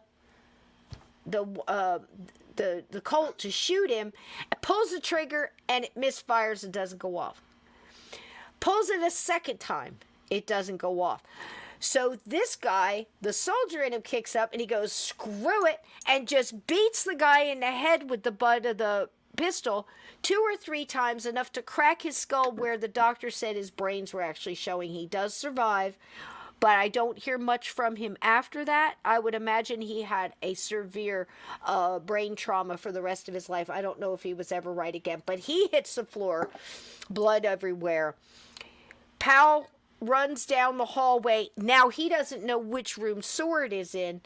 The daughter, who was sitting next to Sword's bed, reading to Sword, who is convalescing in his bed, broken arm, on morphine, bless his heart, with this neck brace, a metal. People say it's wood. No, it was metal neck brace because he had a broken jaw, so it's holding his neck like this, and he's on morphine. All of a sudden, here comes this great big man with this white coat and his hat on, coming at him with a Bowie knife, jumps on the bed and just starts hacking at Sword. Sword's trying to defend himself. All on, like I said, morphine, so Lord knows, for his life, but the brace stops the knife from doing any damage to the neck, saved his life. Sword kind of curls up with the bed covers, like pulls some blankets over his head to save him from the monster kind of thing, which wraps him up tight and kind of suppresses the bleeding because he hit him in his face. And Sword, and I'll have pictures in the next show, his whole face right here is just kind of cut. He's disfigured for life. But as he's rolling off the bed covers and everything else, and he keeps hacking at him, he doesn't understand how he's not killing this guy. He rolls away. He gets tied up in the covers. The daughter's screaming. There's blood everywhere now because Seward's kind of hanging off the bed and it's just bleeding. She slips in the blood, almost gets knocked out. She's almost getting killed. She screams. She gets up, screams out the window, murder, murder, murder. In runs this male nurse that was outside dumping a bedpan or something, I've heard. He comes in and tries to jump on his back. He throws him off, escapes, run down the stairs, screams, I'm mad, I'm mad, I'm mad, 3 times, goes out there expecting to see Harold holding his horse, and Harold's gone. Gone. He jumps on his horse and calmly rides out down the street, has no idea where he's going, Donnie, does he? Because he doesn't know where he is now. He's lost. Calmly goes out of the town with all this screaming going on behind him. And he goes and sits in a tree in a cemetery, an old soldier cemetery, for 3 or 4 days. I think it was about 3 days. Because he doesn't know where to go. How about that? Now, do you want to add anything to that, Donnie? I put this picture because he looks like he's a guest ad for T-shirts or something, doesn't he? But when you look at the whole picture, you'll see this was no fun for Powell. Absolutely held his composure through the whole time he was in the jail cell. There it is, the full one. And if you look behind him, it looks like he's in front of some kind of metal wall, doesn't it? Yeah, dude was dark. But he froze. He showed up for work that day, right? The reason it looks like metal is because this is where the rest of the prisoners were held. This is where Powell was, and Azeroth, you'll see in his pictures too. This was also the first time they ever did the double profile, like the mugshots. It was the first time ever. This is where the mugshot started. But this is why it looks like metal. They were held on the USS Montauk. Those were like the world's first mugshots, if you think about it. Absolutely true. Yeah. And this is where they were held. They were actually in these prison cells underneath the water. These were used as prison ships at the time. And that's why... hey, Bobby, how you doing, sweetheart? I love you too, sweetheart. Catch you later too. Definitely catch this one. It's going to be crazy. So this is where they were held, and to me, this is even worse. I mean, can you imagine in this thing? But this is where they were held for the longer time, and you can see the anger in his eyes. But and it was used as a floating prison for the conspirators in the Abraham Lincoln assassination, and through the war, a lot of prisoners were held on here before they were moved to, like, say, Elmira, upstate New York. And it was also the site of the autopsy and identification of the assassination of John Wilkes Booth. So when you hear later on about when Donnie starts talking about, you know, maybe in the next episode we'll talk more about how Booth and the body, and, you know, they had like a burial at sea and all this stuff. This is the same doggone boat, ship, whatever you want to call it. Another coincidence. But this is where they took, supposedly Stanton had the body of John Wilkes Booth taken after the assassination. Now, this is the Surratt House. This is where Edwin Stanton, the god of war, as Lincoln called him, said that this is the nest that hatched the egg of the assassination of President Lincoln. You know, so right here it had what they called like an English basement or whatever. You'd go up and actually enter in on the second floor. Below here on the second floor is where like the living room and all that stuff. Above was all the bedrooms. Up here in the high ones on the top is where Mary stayed, and even though she owned the place, she actually shared the room with other boarders as well, like we said in the earlier episode. And this is the one that is now a Chinese restaurant. It's on H Street in Washington, D.C. So there's the nest, Donnie. There's the nest. That's where it all went down. This is John Surratt. We had talked a little bit about him, Mary's son. Now, he was in my calculations up to this point, he was actually in, and we'll explain this outfit later on down the line, but this is John Surratt. I personally believe that during the actual assassination of Lincoln, as per most of the scholars and historians, said that he wasn't even in town, that when they found out that Grant wasn't going to be there, that's why I kind of think too that he was going to kill Grant. Grant wasn't going to be there. They didn't care shit about the other guy, this Hawthorne dude. So he was sent on to Elmira, New York, which is a short train ride from where they were, really, to look at the Elmira prison to get recon to see how they could get prisoners out of Elmira. Where a lot of Confederate soldiers were being held out there. And then once he heard of the assassination, he supposedly got on a train and went straight to Montreal, which Donnie can pick up later. But I just thought I would touch on that. This is what the inside of the military tribunal that the main four and the others were tried. This is what it supposedly looked like when they moved everybody to the fort. And this is how they were held. They constantly had the chains on. Mary was allowed some visitors. They were mostly clergy. She had a rocking chair. She was allowed some provisions that the others were not. She was treated different because she was a woman. They also, what's coming up here, and this is supposedly them getting counsel from lawyers. This is Mary. Supposedly how she was being dealt with, and constantly had her pastors in there and everything, giving her motivational prayer and stuff. This is the council of generals that actually were making all these decisions. They were not having any kind of crap. They held it. They were allowed to have military tribunal because commander-in-chief had been killed. This is the prison where they were all held while the trials were going on. This was during May and June of 1865, and this is Washington's old Arsenal Penitentiary, and it's now Fort McNeil. So I'm going to show you a couple quick pictures of that, and then we can get on out of here. Because we got so much to dig on, Donnie. We could probably finish up tomorrow night on this if you like. Yeah. But this is what the fort looks like, the penitentiary at the time. And you get a good look there of where the scaffolding is off here to the left. But this is how the men were held. So Azeroth and Powell and Harold. Did I get that right?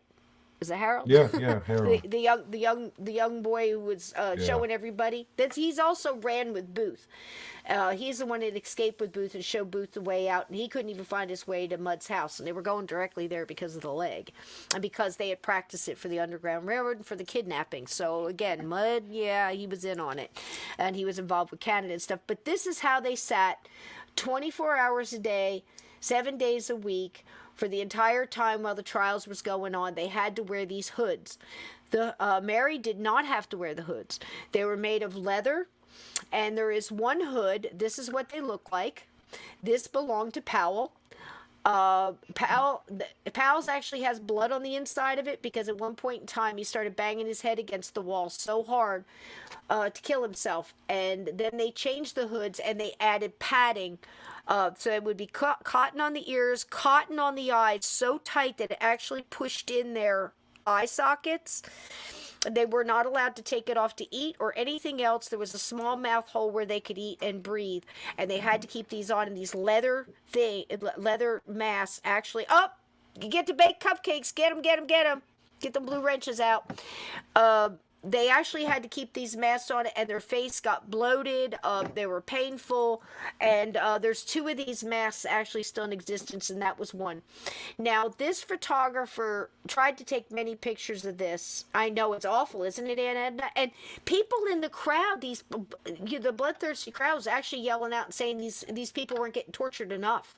You know, this is the cries of the common people in the towns. You know, this is when everybody went to hangings and stuff. Everybody you see up here is soldiers, by the way. So they're sitting there listening to the scaffold. 4 of them were condemned to death. Mudd was given life in prison. O'Sullivan was given life in prison. Spangler was given 6 years. And Mudd was eventually pardoned. Of course, Spangler didn't make it for the pardon, and because there was an outbreak of typhoid in the prison he was in, the doctor died, and Mudd was very good and had worked outbreaks like this before, and he helped the prisoners, and was a doctor, and he did very well, was very kind to the prisoners and the guards who were sick. So all the guards got together and actually signed a petition to have him pardoned, and he was. So he got out. But for these four, they were given, they were going to be hung. So everybody is screaming, hang her, hang this woman, she killed the president, everything else. And the minute they hung her, all the papers said, how could you hang this woman? So that's, basically why it went back and forth. But there's a lot of talk about things that happened with them, what was said and everything else. I'm going to tell you, after digging and really, really trying to filter out the facts here, I think the last thing that Mary Surratt said as they're walking her under an umbrella, it was 110 degrees that day. They didn't want her to get sunburned, I guess, before she got hung. They tie their feet and put the hood over them and everything else. Harold was shaking, rightfully so, and so was Azeroth. They didn't say much.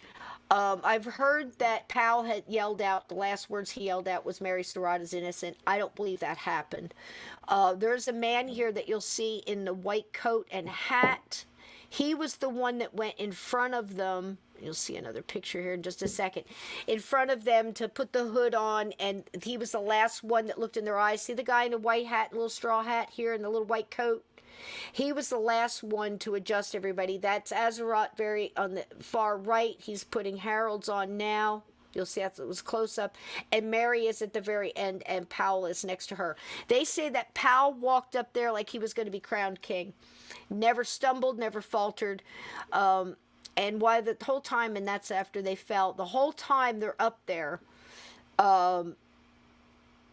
they're looking at their open graves and the pine boxes they're going to be put in the whole time they're standing there before the hoods are put on. The last words that Mary said was, "Don't let me fall," because she was trying to be brave going up there. That's very sad.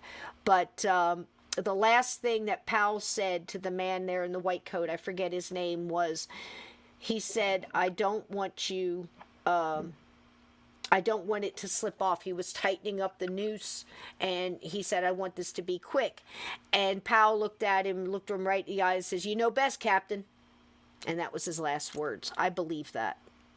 I believe that. I wasn't there, but I after everything I've read and stuff, I believe that. I don't know what you've heard, Donnie, but the whole time there they are right there, and they've hung. Now, the two in the middle, Arnold and Azeroth, died quickly. Powell kicked for 7 minutes before he died.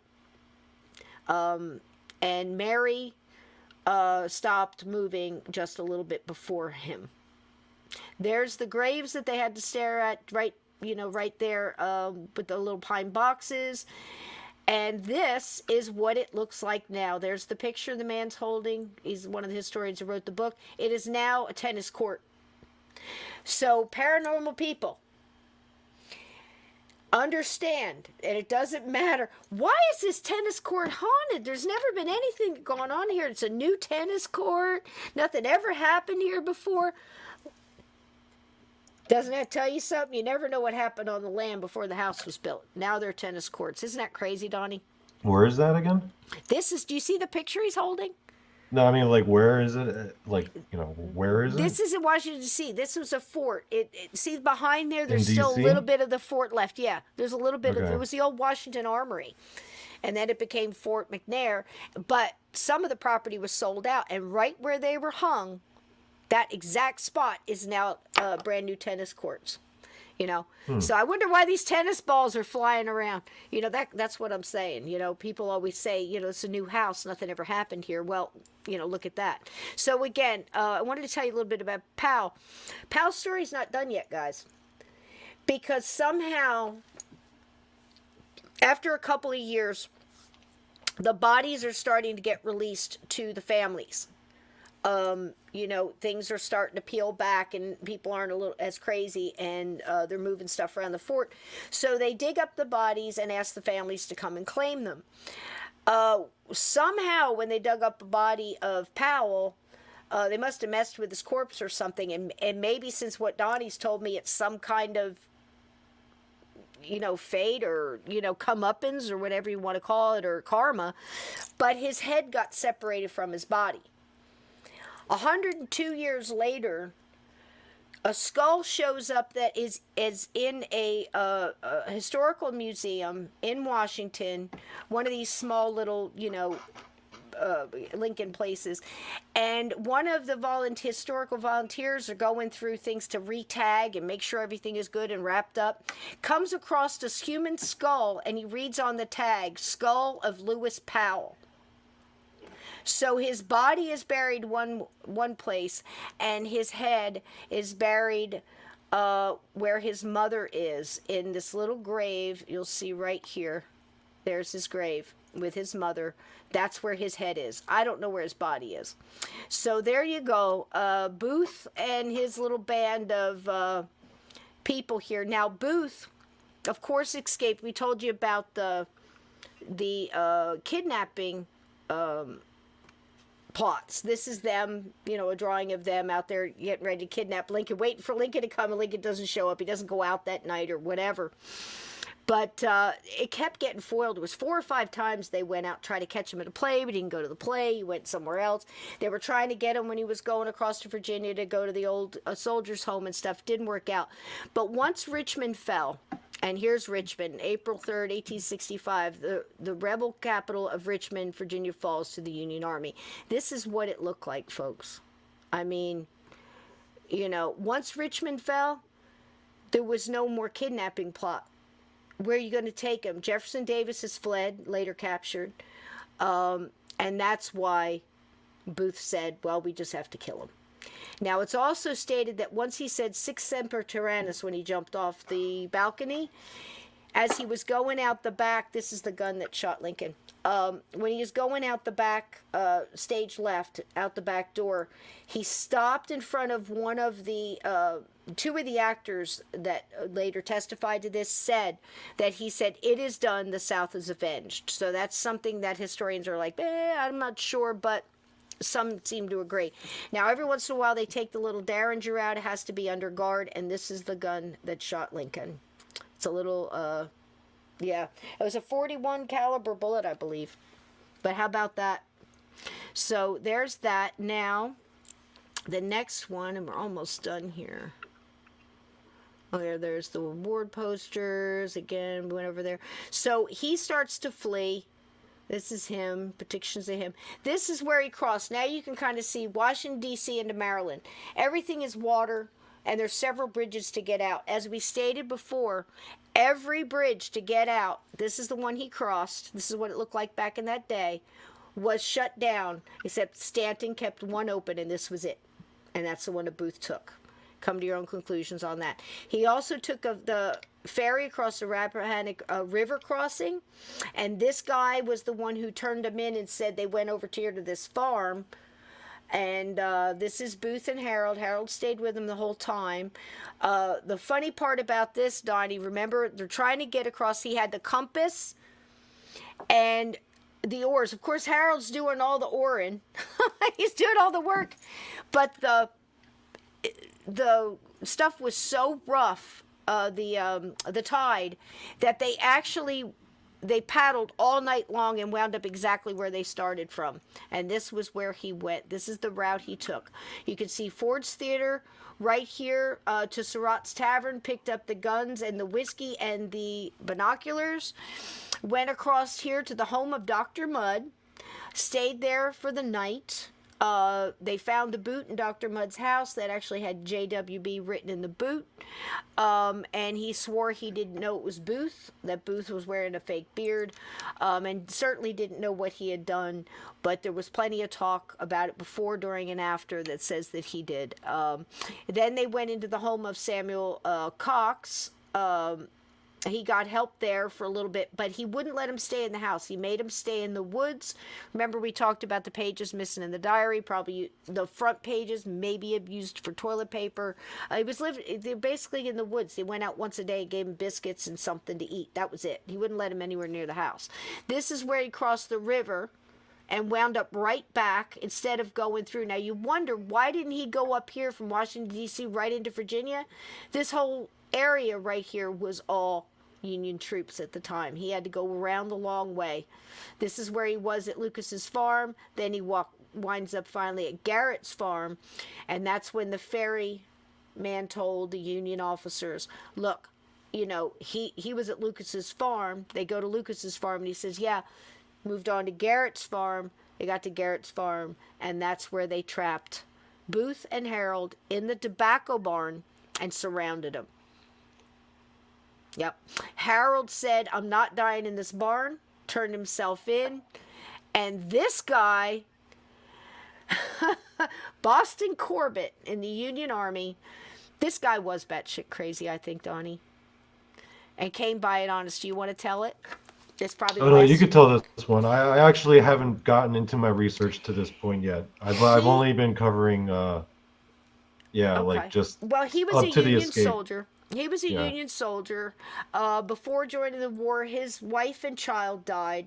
He went a little nuts. He turned into a heavy drinker. While he was drunk, he met a minister, someone along the line that really appealed to what was his godly ways before his wife. He had lost his faith. He talked him back into it, and then he went completely religious, straight out like an Opus Dei, like the self-punishment kind of people. I mean, he was just like, it was my fault they died, I should have been here, you know, just that kind of thing. I felt kind of sorry for him. But he stopped drinking, and he became a decent soldier. He also had got hit in the head, so I think he was probably had like a TBI, traumatic brain injury of some sort. He wasn't all there. But he said he spoke to God. Here's another one that heard God's direct words all the time, and he told God would tell him what to do. Well, he read scripture a lot. He didn't often leave his little apartment, you know, when he was in town. But one night he went out, and he was propositioned by two prostitutes on the street. He was extremely tempted. And because of that, he panicked, went back to his apartment, opened the Bible, and started reading scripture, and opened up to the scripture of, if your eye offends thee, pluck it out. So he said, okay, took a pair of scissors and castrated himself and walked the streets for 3 hours before he sought medical help, so he would not be tempted again. And this is the man that says that God told him to shoot Booth through the opening of the tobacco barn, shot Booth in the neck. He shot in the back of the neck, instantly paralyzed, and that's Boyd. And Boyd will come up later, but we have a picture of him. He'll come up in the conspiracies later, and this is another spy. But something I found very interesting. Do you remember in the beginning of this? I know Anna, right? When he was in the Richmond Grays, this was the banner they fought under. It wasn't just the Virginia state motto. It was the motto of the Richmond Grays that Booth joined in the beginning of this whole thing to go and see John Brown hang. And this was the last thing he said, if he didn't say the South is avenged, Sic Semper Tyrannis. So I thought that was very interesting, that was the flag that they fought under. Donnie? Amazing stuff, huh, guys? Covered a lot of stuff there. Man. Yeah. Woo! I'm about hoarse. But that was just that part. There's more to the Booth escape. There's more to, was it Booth?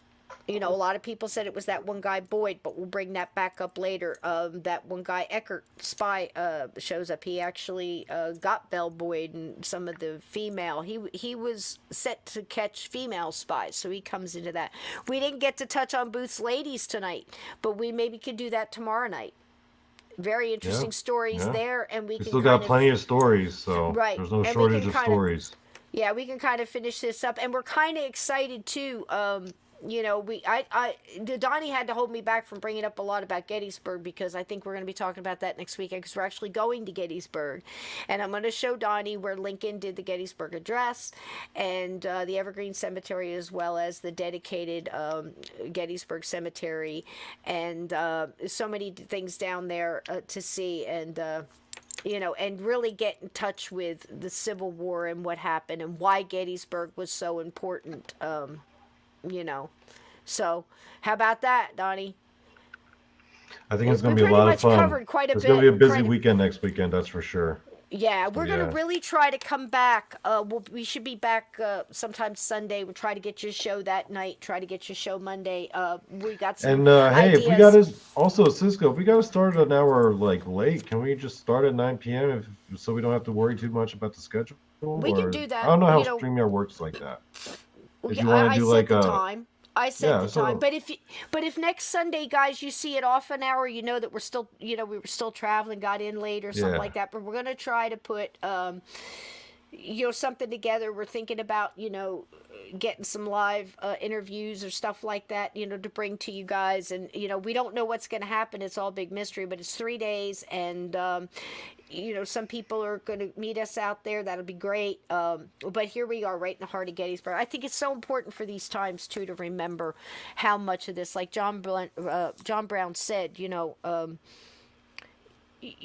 actually Jefferson as well. Jefferson said that the tree of liberty must be watered by every so often with the blood of patriots, and talking about the Revolutionary War. And here's John Brown saying that blood is going to run in the streets, and the rivers and bodies will be so dense you will not have to touch ground to walk. And for all of the payback for all the devastation that the country had put on each other and human beings doing to each other. So let's try to remember how much has already been spilled, and let's try to bring light into the world and try to remember how many people have really fought hard to keep this union together, and try to give everybody their, everybody deserves their rights. All people are created equal, and to be judged by the content of their character, not by the color of their skin or what color uniform really that they wear, especially in this situation. It was an awful war.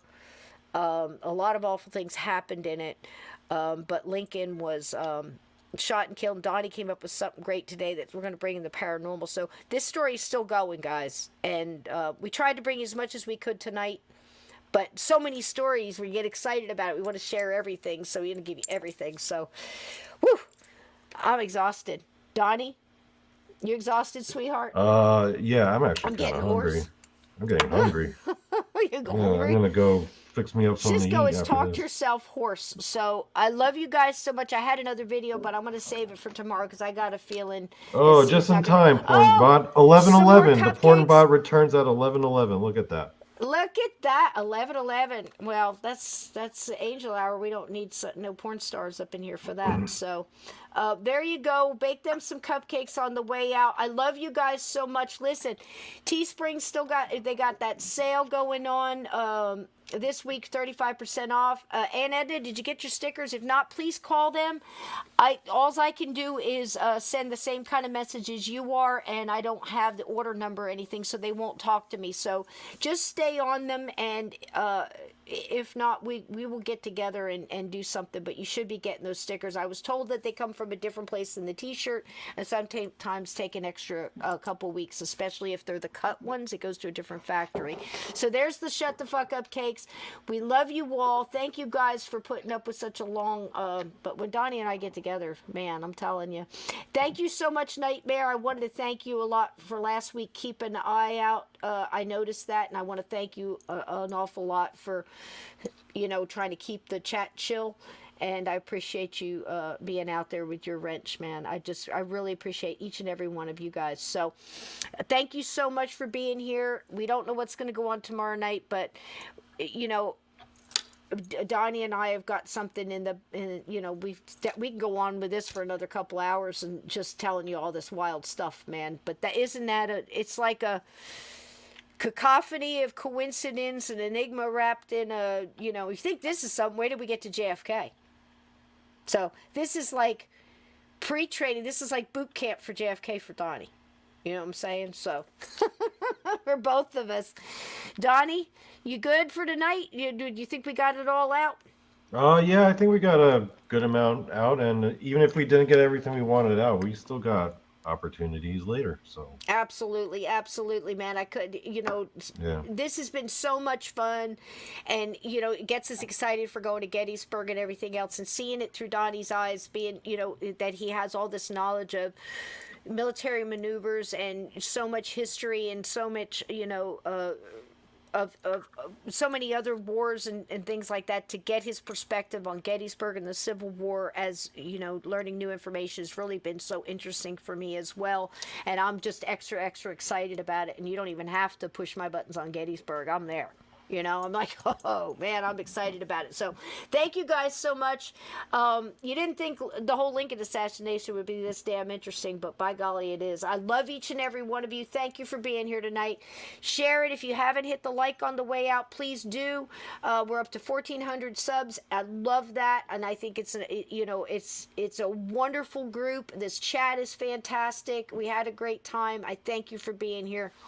I love y'all. Don't forget all your goodbyes, because they get put up at the very end, and everybody gets to see what a great chat. and don't forget to put in some comments. It helps. Yes. So. Oh yeah, comment underneath the videos after it's posted, if you can.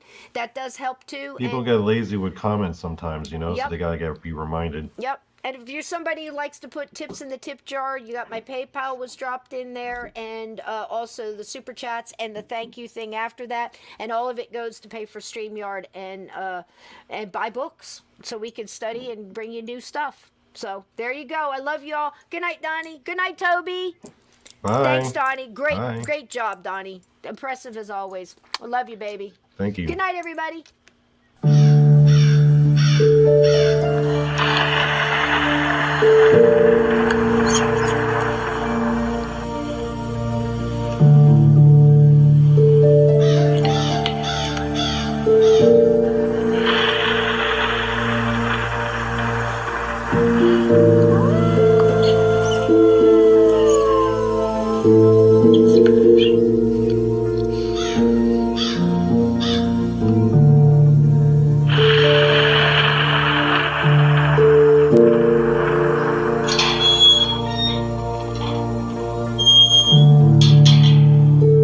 Welcome to Journey Through the Gate, your paranormal portal podcast, as we delve into the